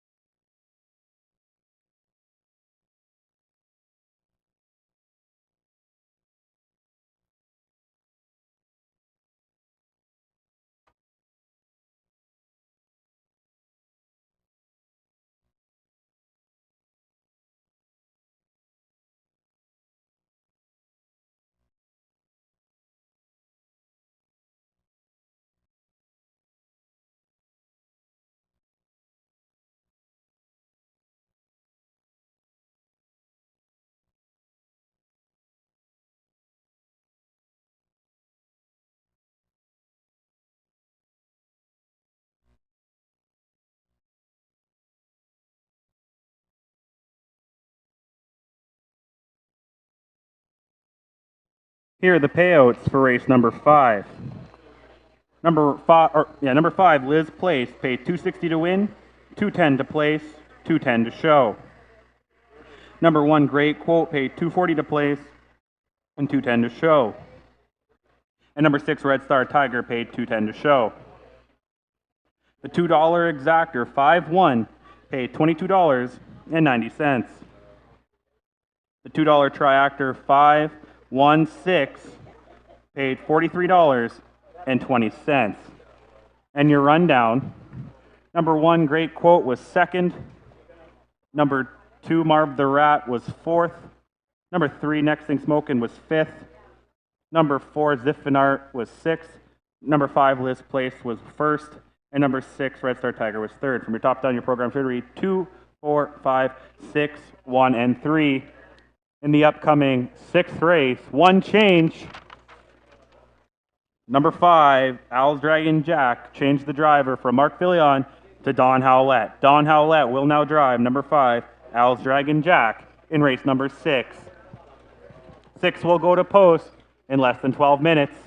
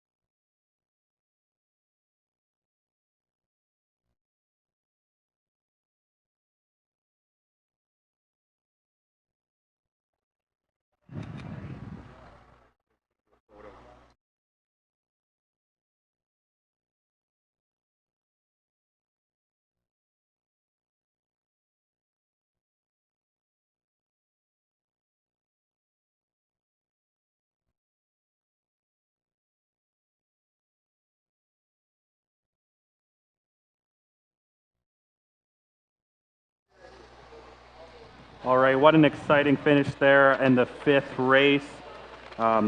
Liz Place took care of business in that one. Another win on the season with Glenn LeDrew, and a good start to our pick 4 on week number 4 here in Miami Fair. But jumping to race number 6 now, and the non-winners of 800 Lifetime. I'm going to go with the 4, Flying on My Own. I liked how 2 weeks, if you go 2 weeks in, I got scratched last week, but it qualified in 2:06. I think I like that times. I think this one definitely could have a good jump in this one. I'm also going to take the 5 for second, Al's Dragon Jack. Don Howlett now drives with the Mark Filion trained gelding. 2:07, keeps springs pretty good there, and I think Don Howlett will have that gelding going really good in that one. And for third, I'm going to take number 1, Inside Joke, with Daryl Mason. Got the inside post here, and I think that horse will get the top 3, and we'll round out my triactor. What about you, Mike? Well, I agree with you, Trey. Flying on My Own, but this horse showed to me a lot of speed, but was hard to handle. Very, very green 3-year-old colt, qualified in 6.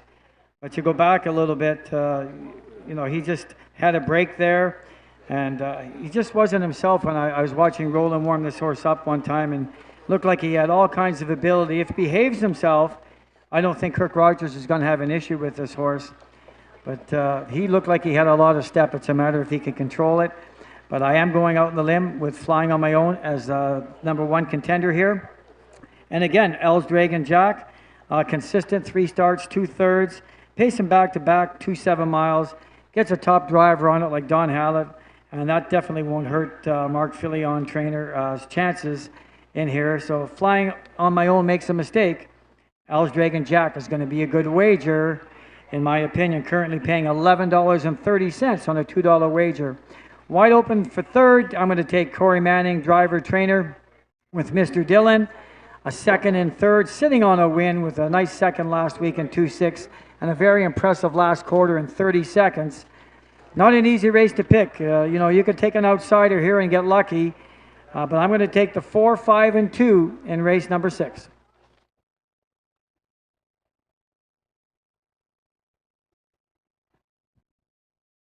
Not an easy race.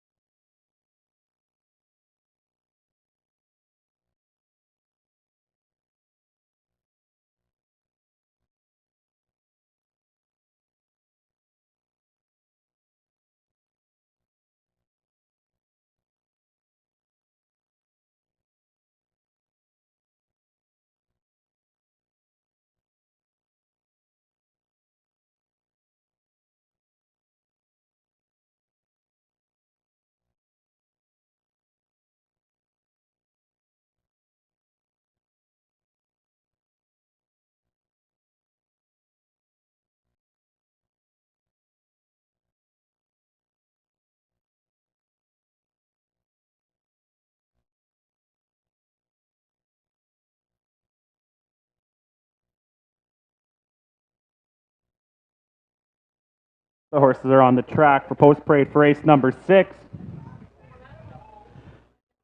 Number 1, Inside Joke, owned by Paula Mason and Brad Caldwell, trained by Paula Mason. Daryl Mason's in the bike.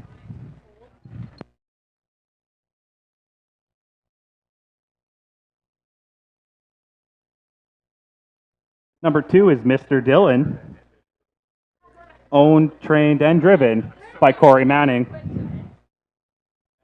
Number 3, Cam and Get Me, owned by Nicole Giesbrick, trained by Kevin Hillebrand, and Kevin Hillebrand drives.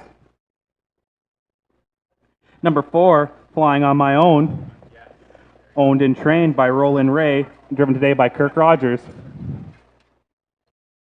Number 5, Al's Dragon Jack, owned by W. Drader, trained by Mark Filion, and Don Howlett's now in the bike.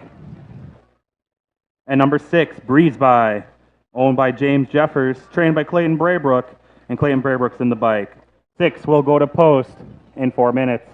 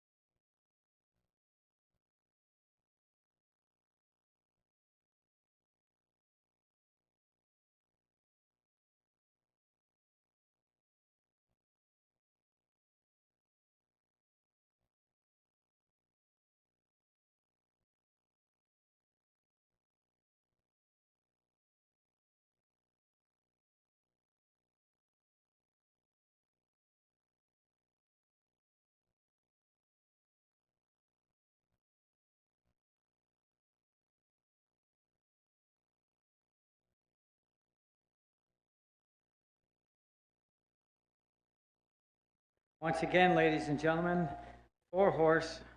Both Trey and I like him. 1630 on a $2 wager.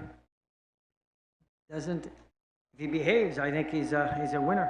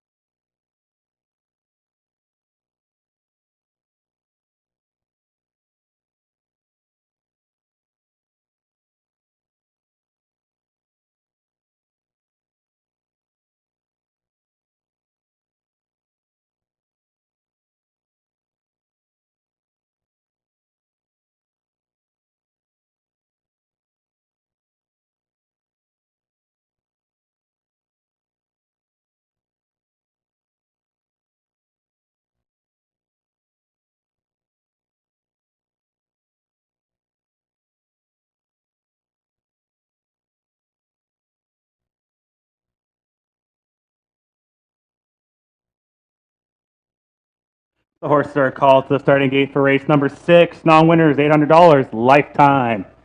Number 1, Inside Joke with Daryl Mason. Number 2, Mr. Dillon with Corey Manning.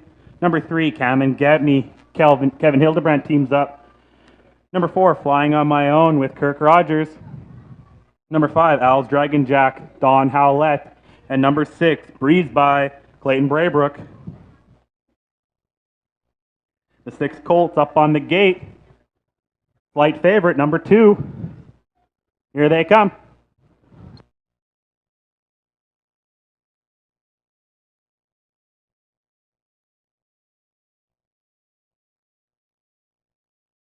They're off and pacing straight to the front end. Mr. Dillon takes the lead. Inside Joke sliding up. There's a little bit of trouble there with Flying on My Own. And now Al's Dragon Jack now is in second. Inside Joke's third. Breeze By is fourth. Flying on My Own is 2 wide fifth. And Come and Get Me is trailing. Al's Dragon Jack's the new leader as they're marching down the backstretch. Mr. Dillon is in second. Inside Joke's third at the quarter mark. 31-1. Al's Dragon Jack leading the way. Now out 3 wide. Come and Get Me and Flying on My Own, trying to get back into this race. But Al's Dragon Jack leading the way. Mr. Dillon's in second. Inside Joke third.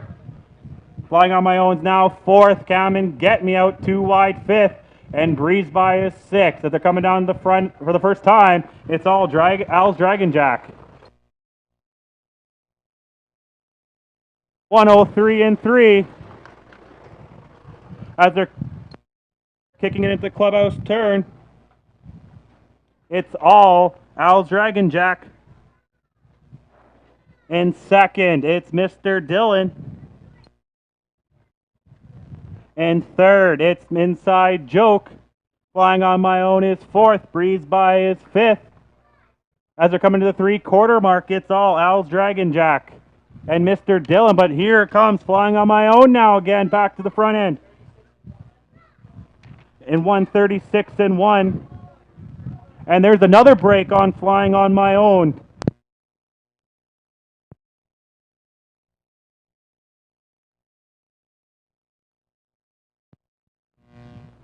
Down the stretch they come. Can Al's Dragon Jack hold it on? Mr. Dillon, neck and neck. Mr. Dillon will take over. An Inside Joke battling it for second.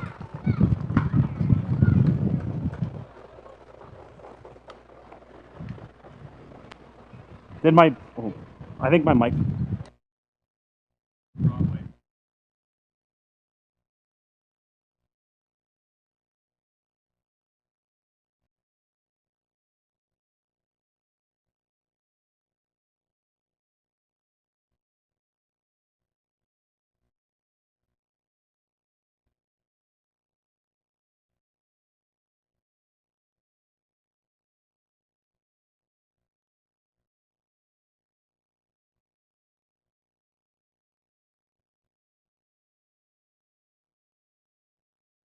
Test. Test.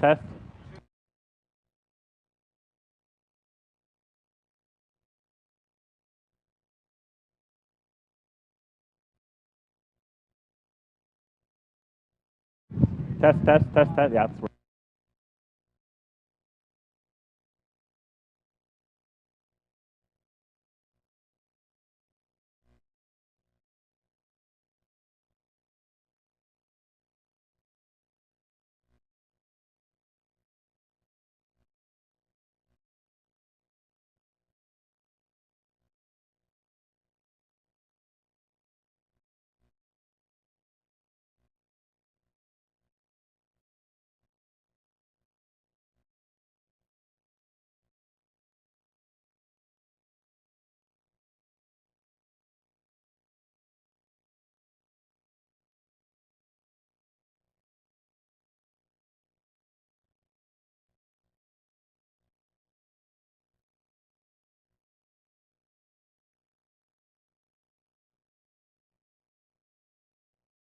Coming to the winner's circles, the unofficial winner of today's 6th race, Mr. Dillon, 3-year-old Bay Colt by Lambretta, an overnight success.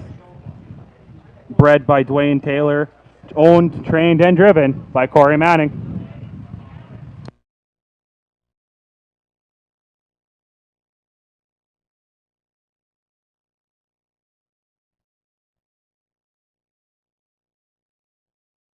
Go give a big round of applause. Here are your quarter times.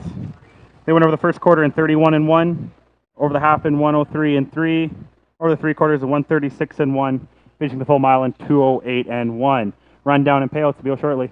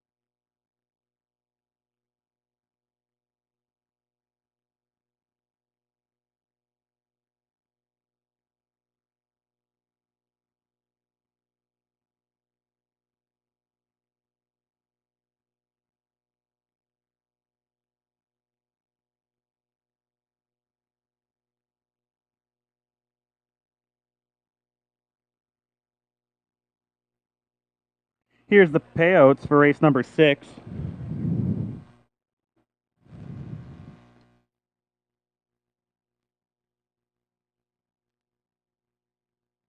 Test.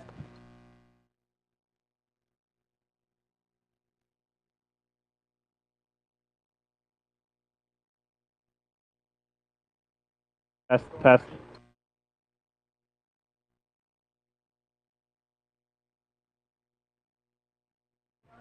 Here are the payouts for race number 6. Number 2, Mr. Dillon paid $7.10 to win, $4.60 to place, $8.10 to show. Number 1, Inside Joke, paid $5.10 to place and $3.10 to show.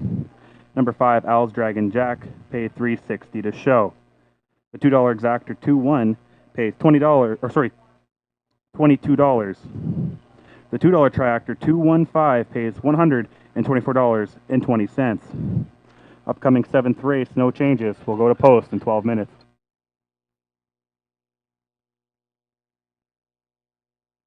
Test, test. No, mine's off too.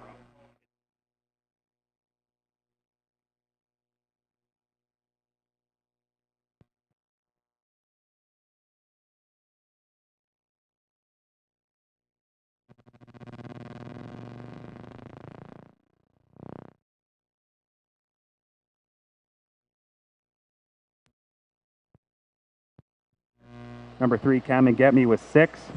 Number 4, Test, Flying on My test. Own was 5th. Number 5, Al's Dragon Jack was 3rd.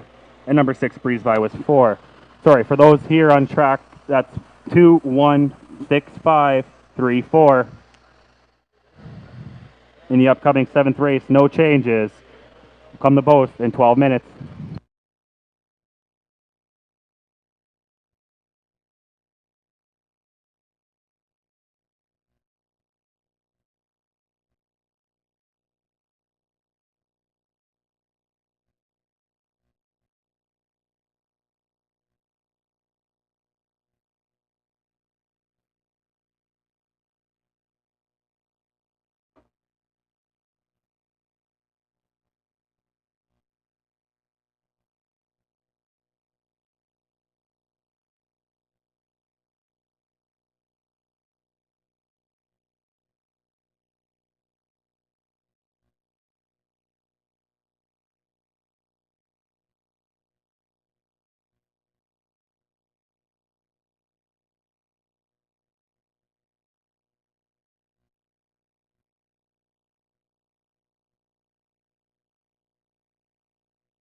Test, test.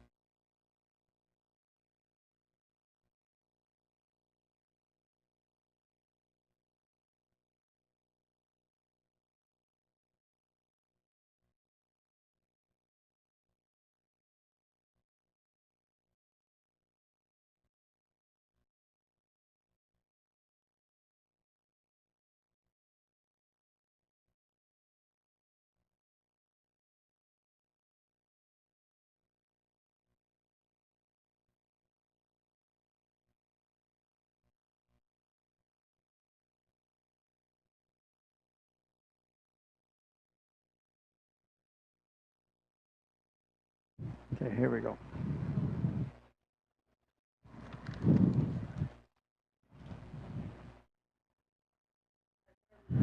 Well, Trey, flying on my own for another day. Like I said, he's a handful. Shows lots of talent, lots of speed, but just very, very green. And you're going to have to just somehow, some way, hold this horse together next week. Okay, race number 7. A new horse to the Trevor Williams stable. Really like this one a lot. Little piece of my heart. Daryl Thiessen aboard. Watched this horse go this week. I was extremely impressed. And I think this horse will, first asking here in Manitoba, you got to remember she was racing out in Ontario, Hanover, Grand River. The competition out there is a little tougher than what it is here. So she's going to appreciate this field of 6 horses in this race a lot more than what she's raced down east. So I think Daryl Thiessen is going to get the job done here in race number 7. Horse for second, you can't overlook Don Howlett. Send me a tweet. One of the top 3-year-old fillies on the grounds. Finished second last week against Millie's Million. And, you know, Don can get him to the winning circle quite often. So it won't be an easy challenge at all against Send Me a Tweet. Having fun in the sun with George Isman, a nice 3-year-old filly. Come off the pace last week. Finished a good third in 2.5. And 3 starts and 1/3. So it looks to be a good race in here. But I think it's going to be 5, 2, and 4 when it's all said and done in race number 7. Yeah, Mike, I have the exact same thing as you. Little piece of my heart.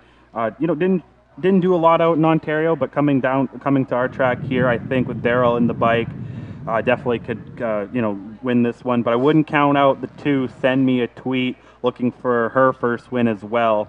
And again, I have the 4, having fun in the sun, rounding out my triactor in the 3rd leg of our pick 4. And again, another sponsor, Our Way Egg in St. Cloud, Manitoba. We definitely thank you for your support. Good luck. See you back in race number 8.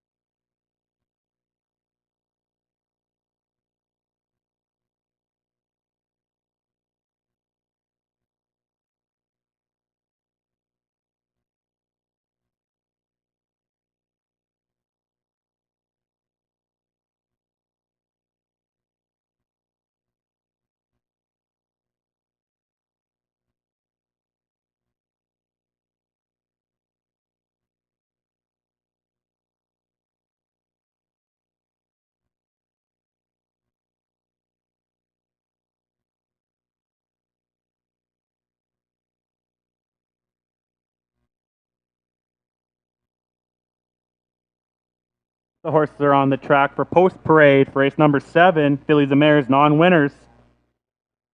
Number 1, Bits and Bites, owned by Don and Sheila Annis, trained by Don Annis, Daryl Mason in the bike.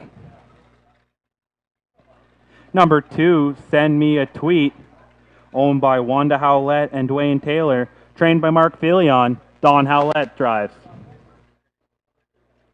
Number 3 is Baby Badger, owned by Kevin Hildebrandt and Arel Voden, trained by Kevin Hildebrandt, and he drives as well. Number 4, Having Fun in the Sun, owned by Tara and Garrett Isman, trained by Tara Isman. George Isman drives. Number 5, Little Piece of My Heart, owned by Trevor Williams, trained by Trevor Williams, Daryl Thiessen in the bike. And number 6, All EM, owned by Kevin Hildebrandt, Aline and Amber Hildebrandt, trained by Kevin Hildebrandt, Michelle Ray drives. 6, Phillies will go to post in 4 minutes.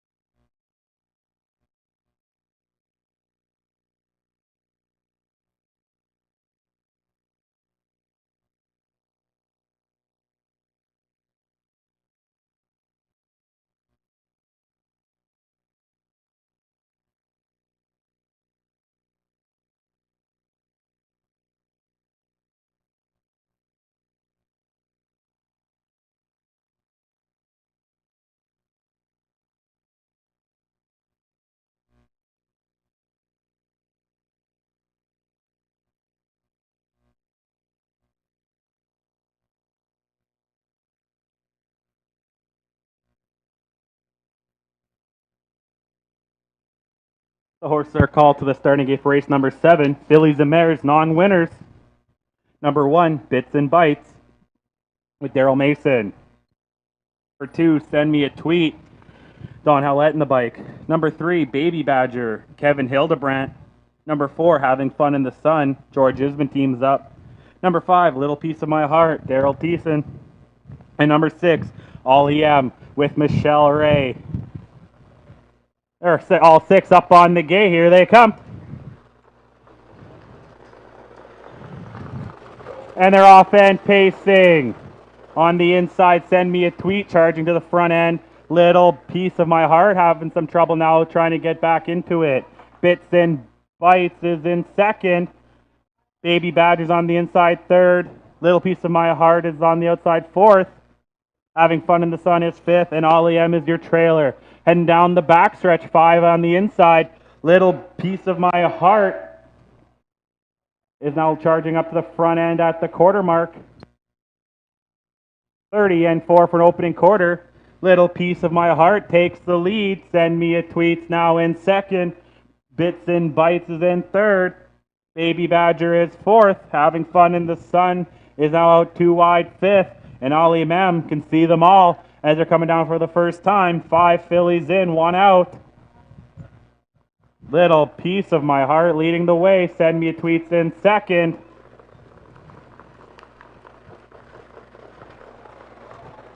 $101 and 4 for an opening half mile.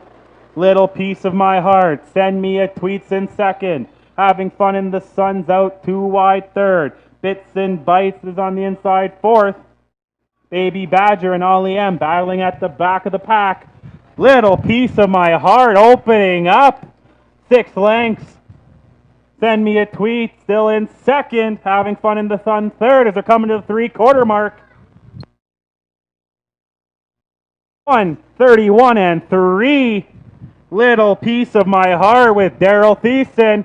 Send Me a Tweet trying to catch up. Having Fun in the Sun right there in third. Bits and Bites is in fourth. Battle for fifth. Down the stretch they come. Here's Little Piece of My Heart. Send Me a Tweet. It's going to be all Little Piece of My Heart. Lean back, and there's Send Me a Tweet, and a battle for third, real tight. 201 and 3.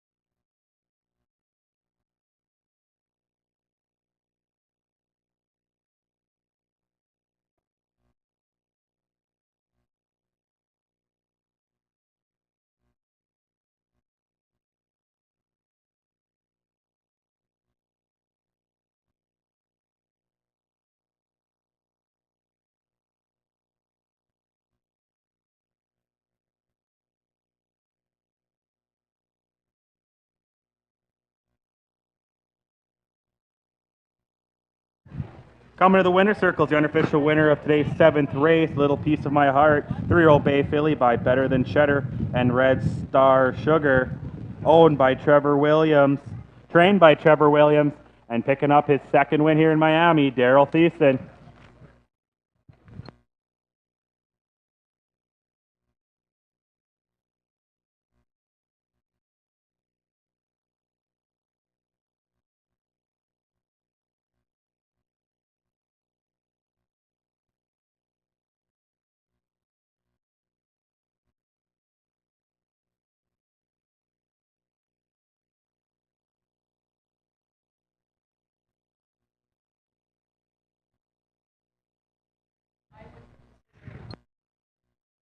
There you go. Give a big round of applause. Little piece of my heart with Daryl Thiessen.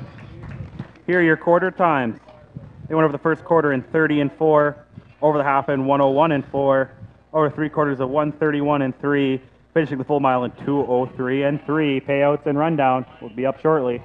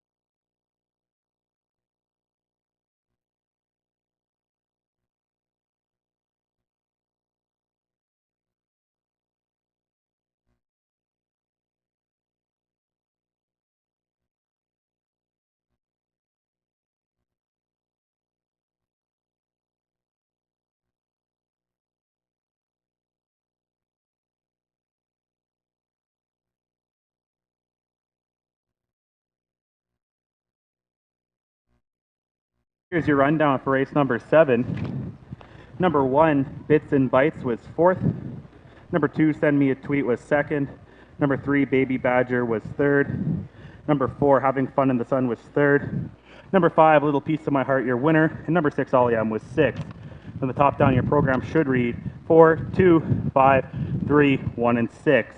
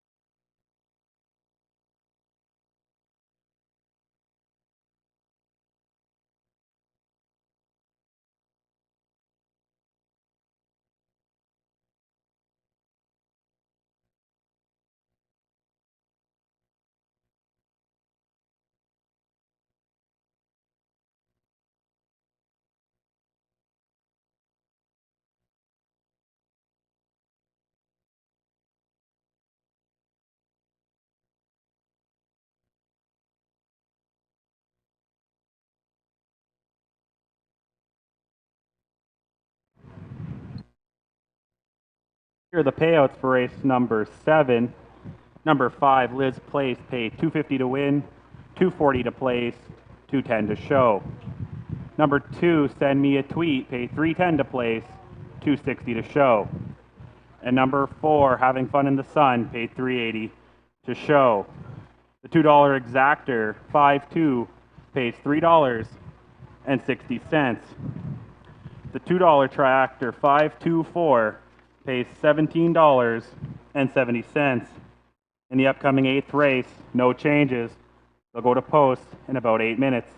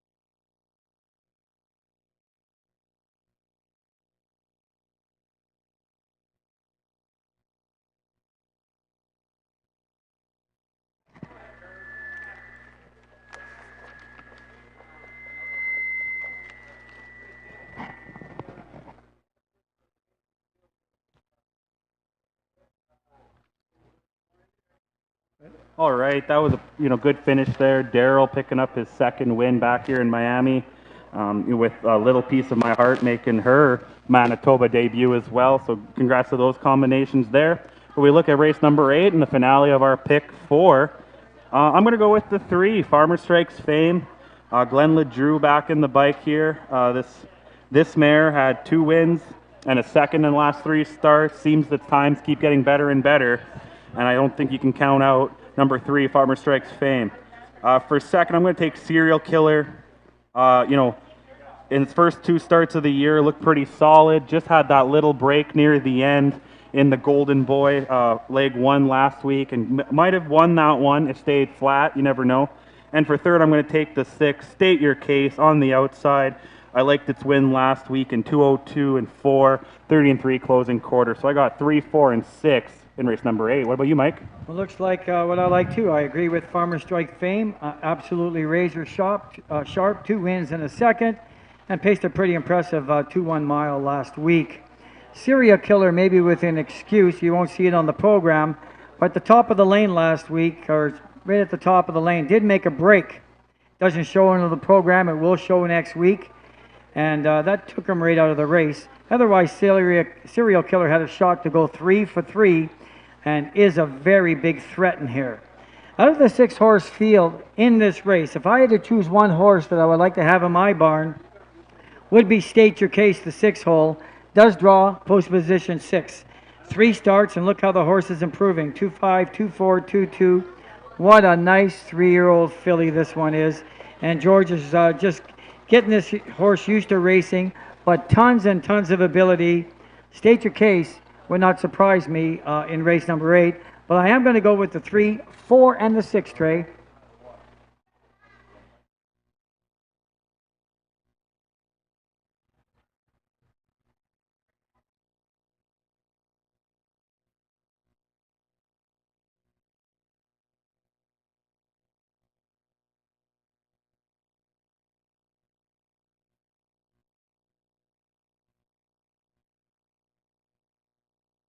The horses are on the track for post parade for race number 8. Non-winners of 2, fillies and mares, 3 races lifetime.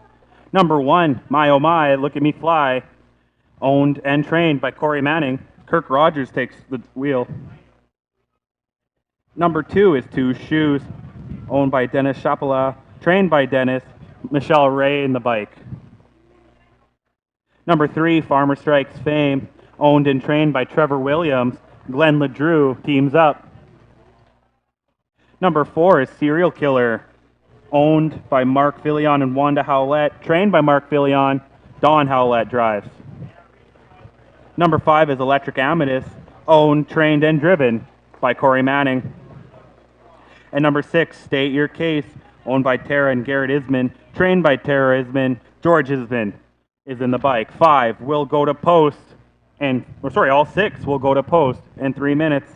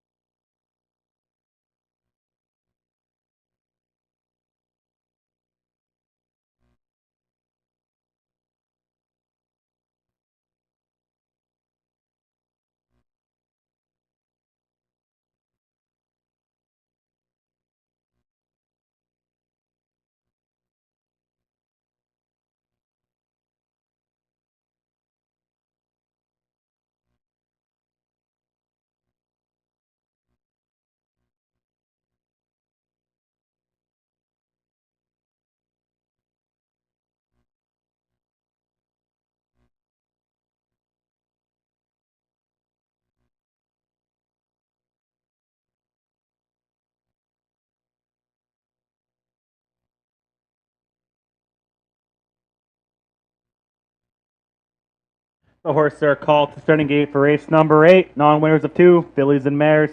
3 races lifetime. Number 1, My Oh My, Look at Me Fly with Kirk Rogers. Number 2 is Two Shoes with Michelle Ray. Number 3, Farmer Strikes Fame, Glenn LeDrew. Number 4, Serial Killer with Don Howlett. Number 5, Electric Amethyst with Corey Manning. And number 6, State Your Case, George Isman. As they're swinging around the stretch here, no tickets sold on the 1 or 5. Got about 10 seconds to get that bet in. Here they come.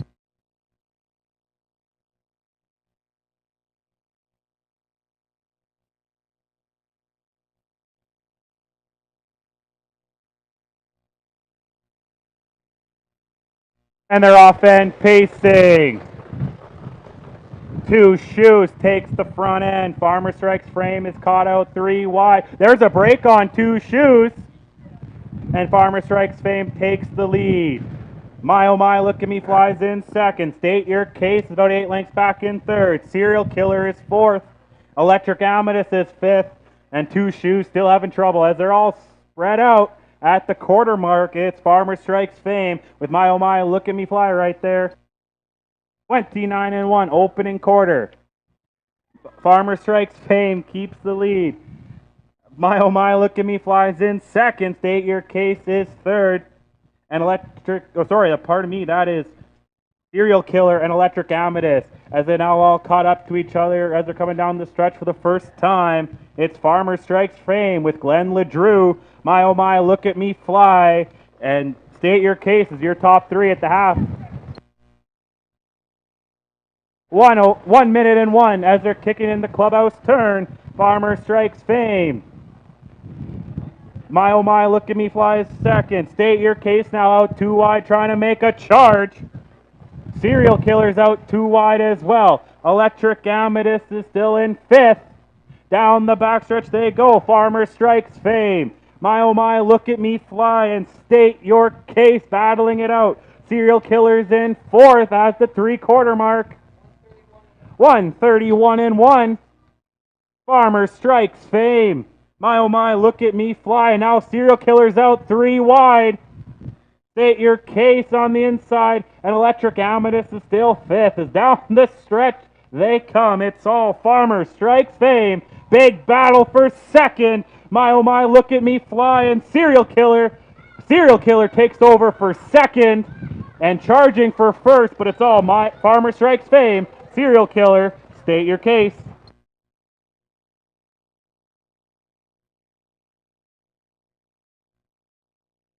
.201 and 3.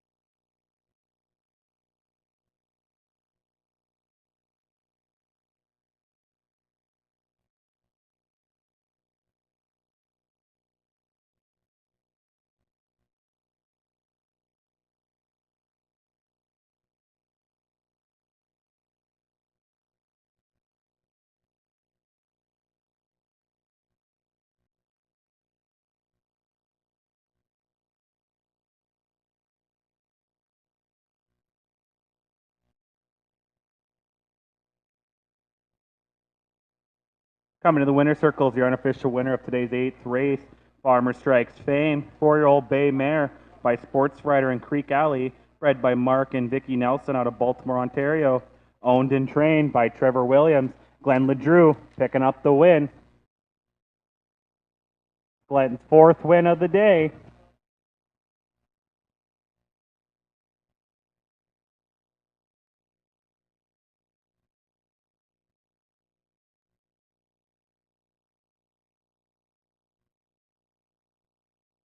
Go give a big round of applause for Farmer Strikes Fame with Glenn LeDrew. Here are your quarter times. They went over the first quarter in 29 and 1, over the half in 1 minute and 1, over the 3/4 of 1:31 and 1, finished full mile in 2:01 and 3. And here's your rundown. Number 1, My Oh My Look at Me Fly was 4th. Number 2, Two Shoes was 6th. Number 3, Farmer Strikes Fame, your winner. Number 4, Serial Killer was 2nd. Number 5, Electric Amethyst was 5th. And number 6, State Your Case was 3rd. From the top down, your program should read 4, 6, 1, 2, 5, and 3. Here are your payouts. Number 3, Farmer Strikes Fame, paid $250 to win, $210 to place, $230 to show. Number 4, Serial Killer, paid $620 to place and $560 to show. And number 6, State Your Case, paid $560 to show. The $2 exactor 3-4 pays $6.10. The $2 triactor 3-4-6 pays $16.20. The $1 pick 4 5-2-5-3 $17.25. In the upcoming 9th race, no changes. 5 will go to post in about 12 minutes.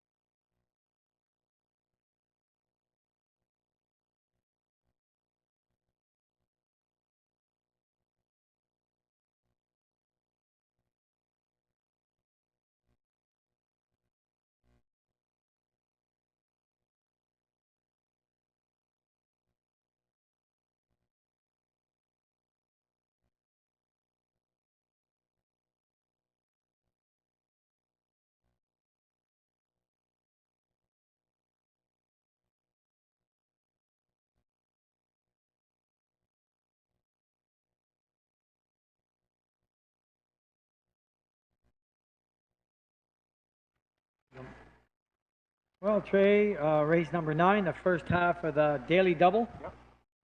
I'm going to go to the inside, Bold and Sporty. I had a tough decision on here between Bold and Sporty and Don't Rock the Boat. So I did go with the inside horse. He's got 2 wins and 3 starts. Last week, had a problem with his hobbles. The hobbles came out, so it kind of took Bold and Sporty's chances right away. So he does get the inside. And last time he had the inside, he paced a mile in 2 minutes and 3/5. And I think it's going to be touch to catch driver Glenn LeDrew from the inside. One horse that can do it, however, is Don't Rock the Boat with Kevin Hillebrand. Last 3 starts have been in the open class. And take a look, he's paced a mile in 1:59 and 4 last week. Kevin's going to have to get this one out and on the move early, but I think he does have a shot to catch Bold and Sporty. Horse I like for third is Zippity Zoom. George has been having a great year thus far. Raced a good mile with that horse last race, finished a solid third. This horse hasn't been worse than third in 3 starts. He's got a first, second, and third, and pacing back-to-back miles in 2-2. Speed comes back to him, Zippity Zoom. I think he'll be right there. So Trey, I'm going to take the 1, 4, and 5 in race number 9. Yeah, I agree with you with the Bold and Sporty. Hart did not take the Trevor Williams trained horse on the inside. Glenn LeDrew looking for his 5th win of the day. That's probably your best choice. I went a little bit different. I took the 3 Nellies on the money for second. Even though it finished 4th, it did it in 2:01 and 4. Gets a little bit of inside here. Could be one to watch out for. And for third, I took the Zippity Zoom. Like you said, hasn't finished outside of top 3. Could round out the triactor. But yeah, Don't Rock the Boat could fool us all. And you never know, Chris might get a big one here with Flaming Blue Star in this one. I think all 5 have a chance. Another shout out to Complete Veterinary Services, large and small animals, mobile and clinic services, and they have after-hour emergency services all over Manitoba. Thanks for your sponsorship, and good luck. We'll see everybody back on the last half of the Daily Double in race 10.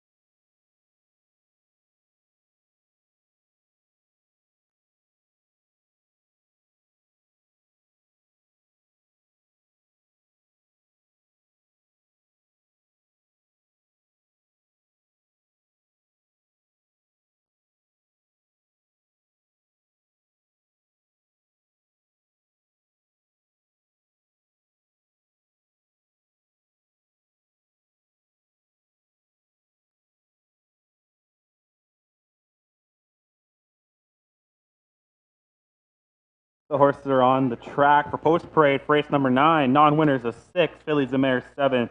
Race is lifetime. Also eligible non-winners of 500 last 5 starts. Number 1, Bold and Sporty, owned by Arel Voden, trained by Trevor Williams, driven by Glenn LeDrew. Number 2, Flaming Blue Star, owned by Margaret Brown, trained by Christopher Brown, driven today by Chris.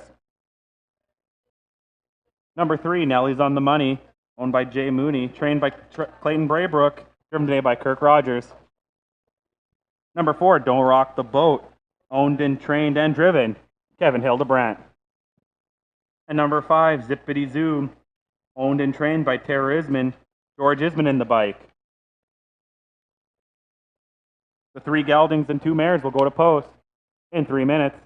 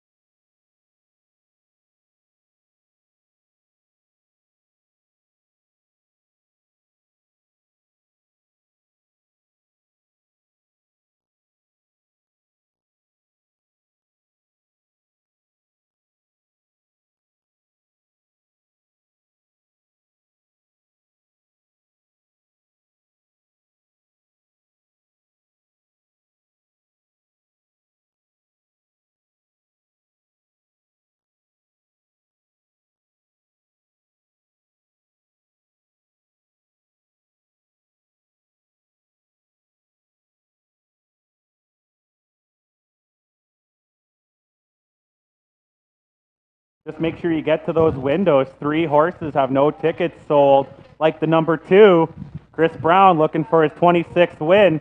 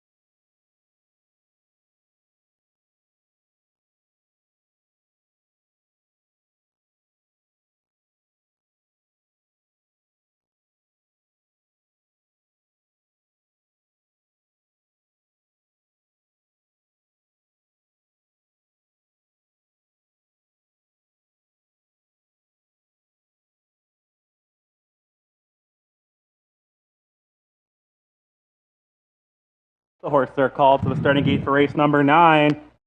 First leg of our late daily double. Non-winners of 6. Fillies and mares 7. Races lifetime. Also eligible non-winners of 500. Last 5 starts. Number 1, Bold and Sporty with Glenn LeDrew and your post-time favorite. Number 2, Flaming Blue Star, Christopher Brown. Number 3, Nelly's on the Money with Kirk Rogers. Number 4, Don't Rock the Boat, Kevin Hillebrand. And number 5, Zippity Zoom with George Isman. 3 geldings, 2 mares. Here they come.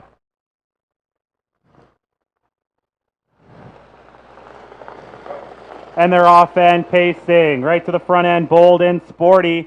And Flaming Blue Star takes second. Nelly's on the Money's third. Don't Rock the Boat out wide, trying to get into fourth. And Zippity Zoom is your trailer. As they're marching down the backstretch, Bold and Sporty. Flaming Blue Star charging on the out, charging right up there. Nelly on the Money is third. Don't Rock the Boat is fourth, and Zippity Zoom is trailing. As they're coming to the quarter mark, it's Bold and Sporty. 30 flat opening quarter. Bold and Sporty. Flaming Blue Star. Nelly's on the Money. Don't Rock the Boat, and Zippity Zoom. They're sitting in order 1 through 5 as they're coming down the stretch for the first time. Bold and Sporty with Glenn LeDrew setting that early pace, and Zippity Zoom at the back end can see them all. Now out for the first time here is Don't Rock the Boat, trying to make a charge up to the front end.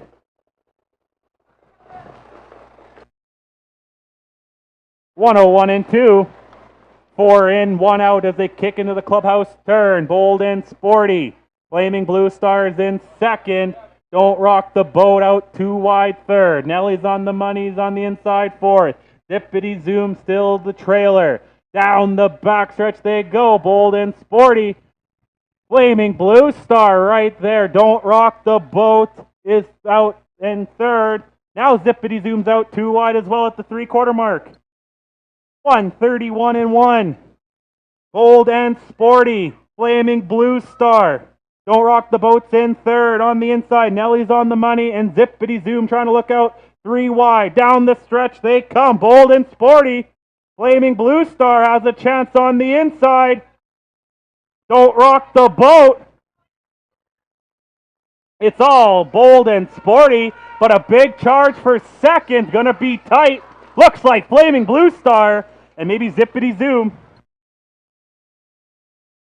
201 and 2.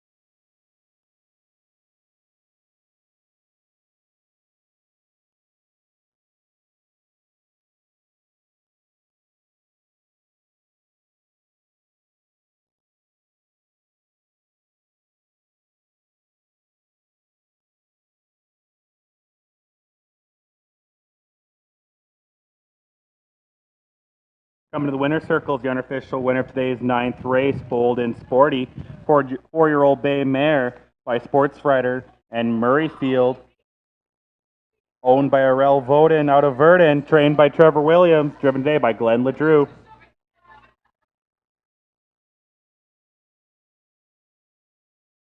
There you go. Give a big round of applause for Glenn and Bold and Sporty. Here are your quarter times. They went over the first quarter in 30 flat, over the half in 101 and 2, over the three quarters of 131 and 1, finishing the full mile in 201 and 2. Payouts and rundown will be up shortly.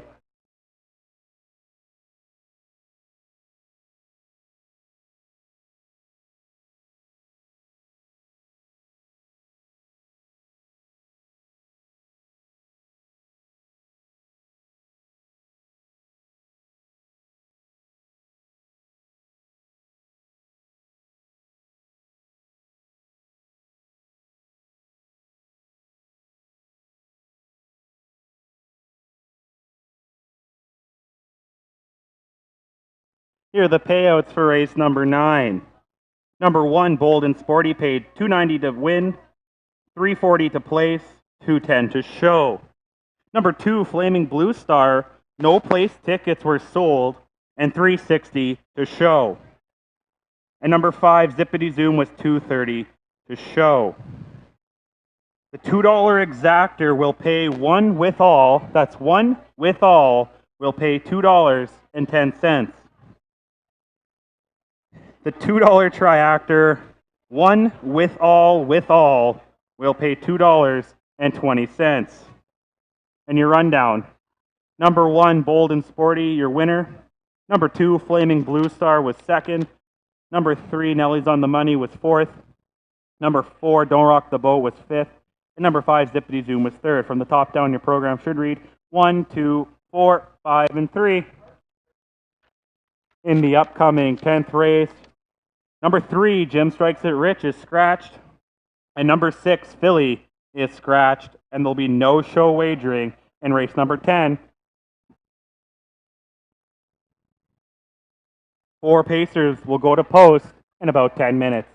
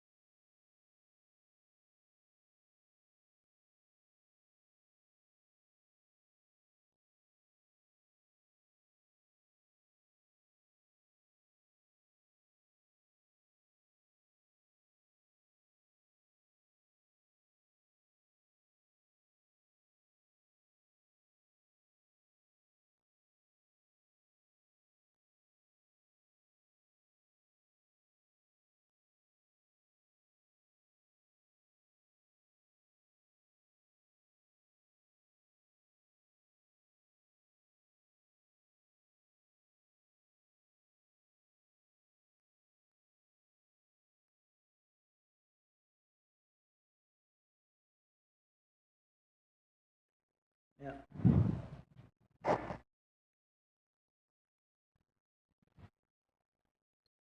Okay, Trey, we're final race of the day. Yep. We'll be back here next week, post time 3 o'clock.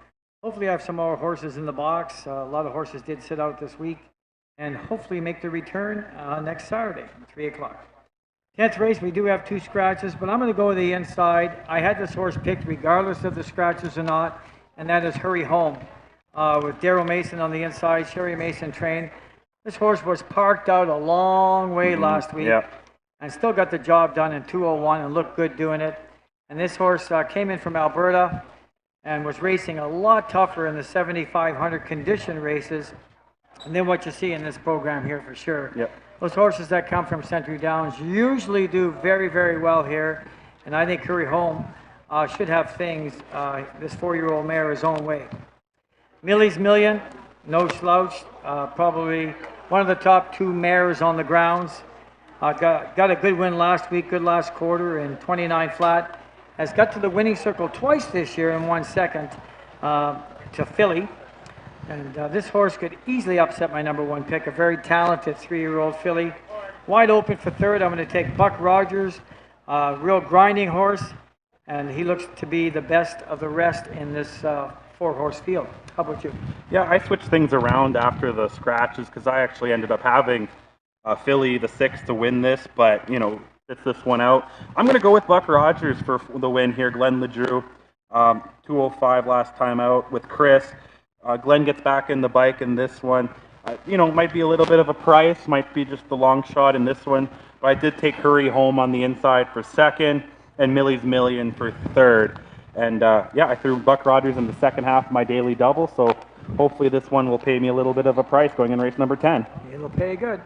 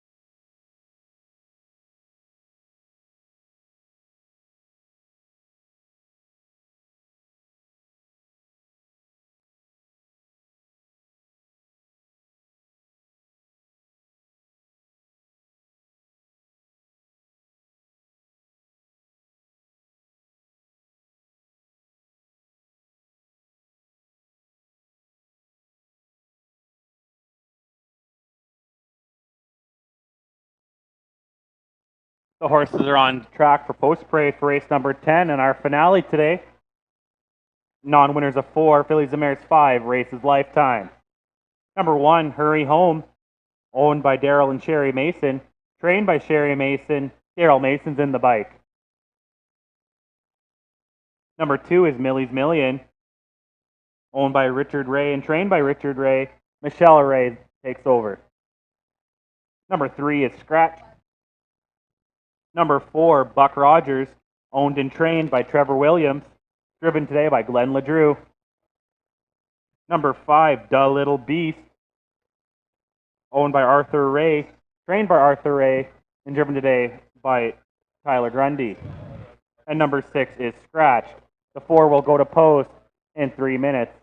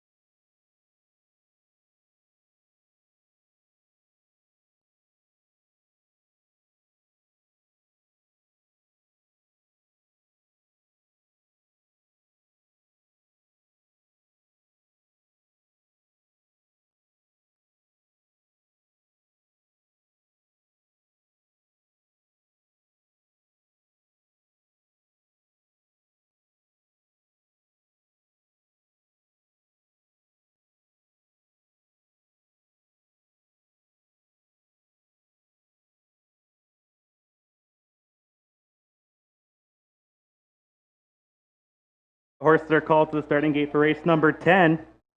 Number 1, Hurry Home with Daryl Mason. Number 2, Millie's Million with Michelle Ray. Number 3 is Scratched. Number 4, Buck Rogers, Glenn LeDrew. Number 5, The Little Beast, Tyler Grundy. And 6 is Scratched. 4 on the gate in today's finale.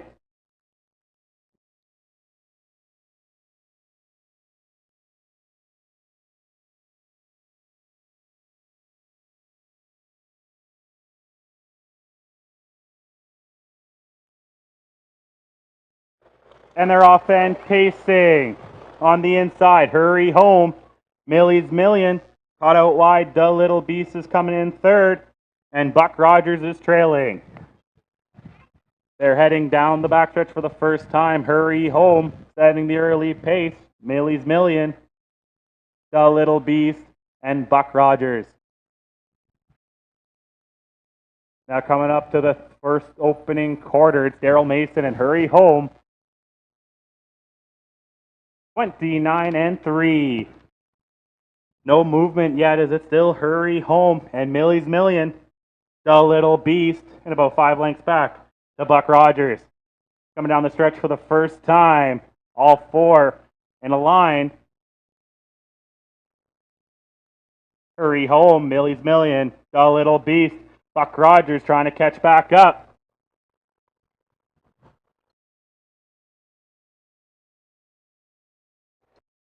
D9-3, and they're kicking in the clubhouse turn. Hurry Home, Millie's Million, The Little Beast, and Buck Rogers. Nothing has changed. Hurry Home and Millie's Million. The Little Beast down the backstretch. They're coming to the 3-quarter mark. It's all Hurry Home and Millie's Million. 128-3. Hurry Home, Millie's Million, The Little Beast, and Buck Rogers coming down the stretch. Buck Rogers out too wide, only one trying to make a move so far, but Hurry Home's going to hold it on, but who's for second? Here comes Buck Rogers out wide. Going to be tight for second. Ooh, they look pretty close, but Hurry Home had the win. 158-2.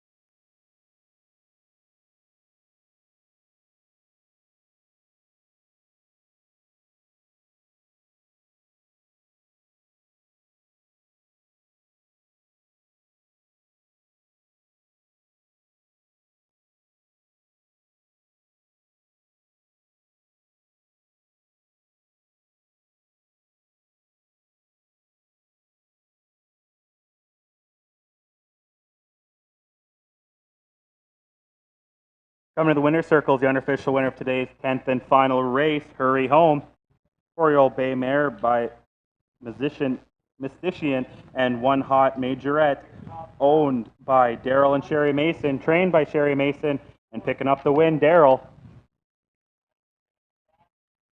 There you go. Give a big round of applause for Hurry Home with Daryl Mason. Here are your quarter times. Over the opening first quarter in 29 and 3, over the half in 59 and 3, over the 3 quarters of 128 and 3, finishing the full mile 158 and 2. Payouts and rundown will be shortly.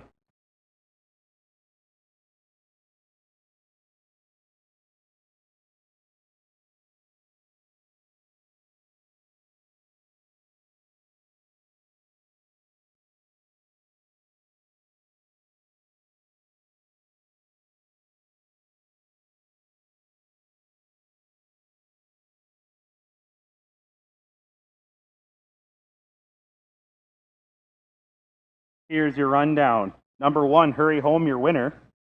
Number 2, Millie's Million was third. 3 was scratched. Number 4, Buck Rogers was second. Number 5, The Little Beast was fourth. And number 6 was scratched. From your top down, your program should read 1, 3, scratch, 2, 4, scratch. And here's your payouts. Number 1, Hurry Home paid $3.10 to win, $2.30 to place. Number 4, Buck Rogers paid $2.40 to place. The $2 exactor 1-4 paid $12.20. The $2 triactor 1-4-2 pays $14.40. The $2 daily double 1 with 1 pays $5.80. Make sure to come check us back out next weekend on Saturday, post time 3 p.m. Central on HPI Bet and YouTube, or come here live on track in Miami Fair.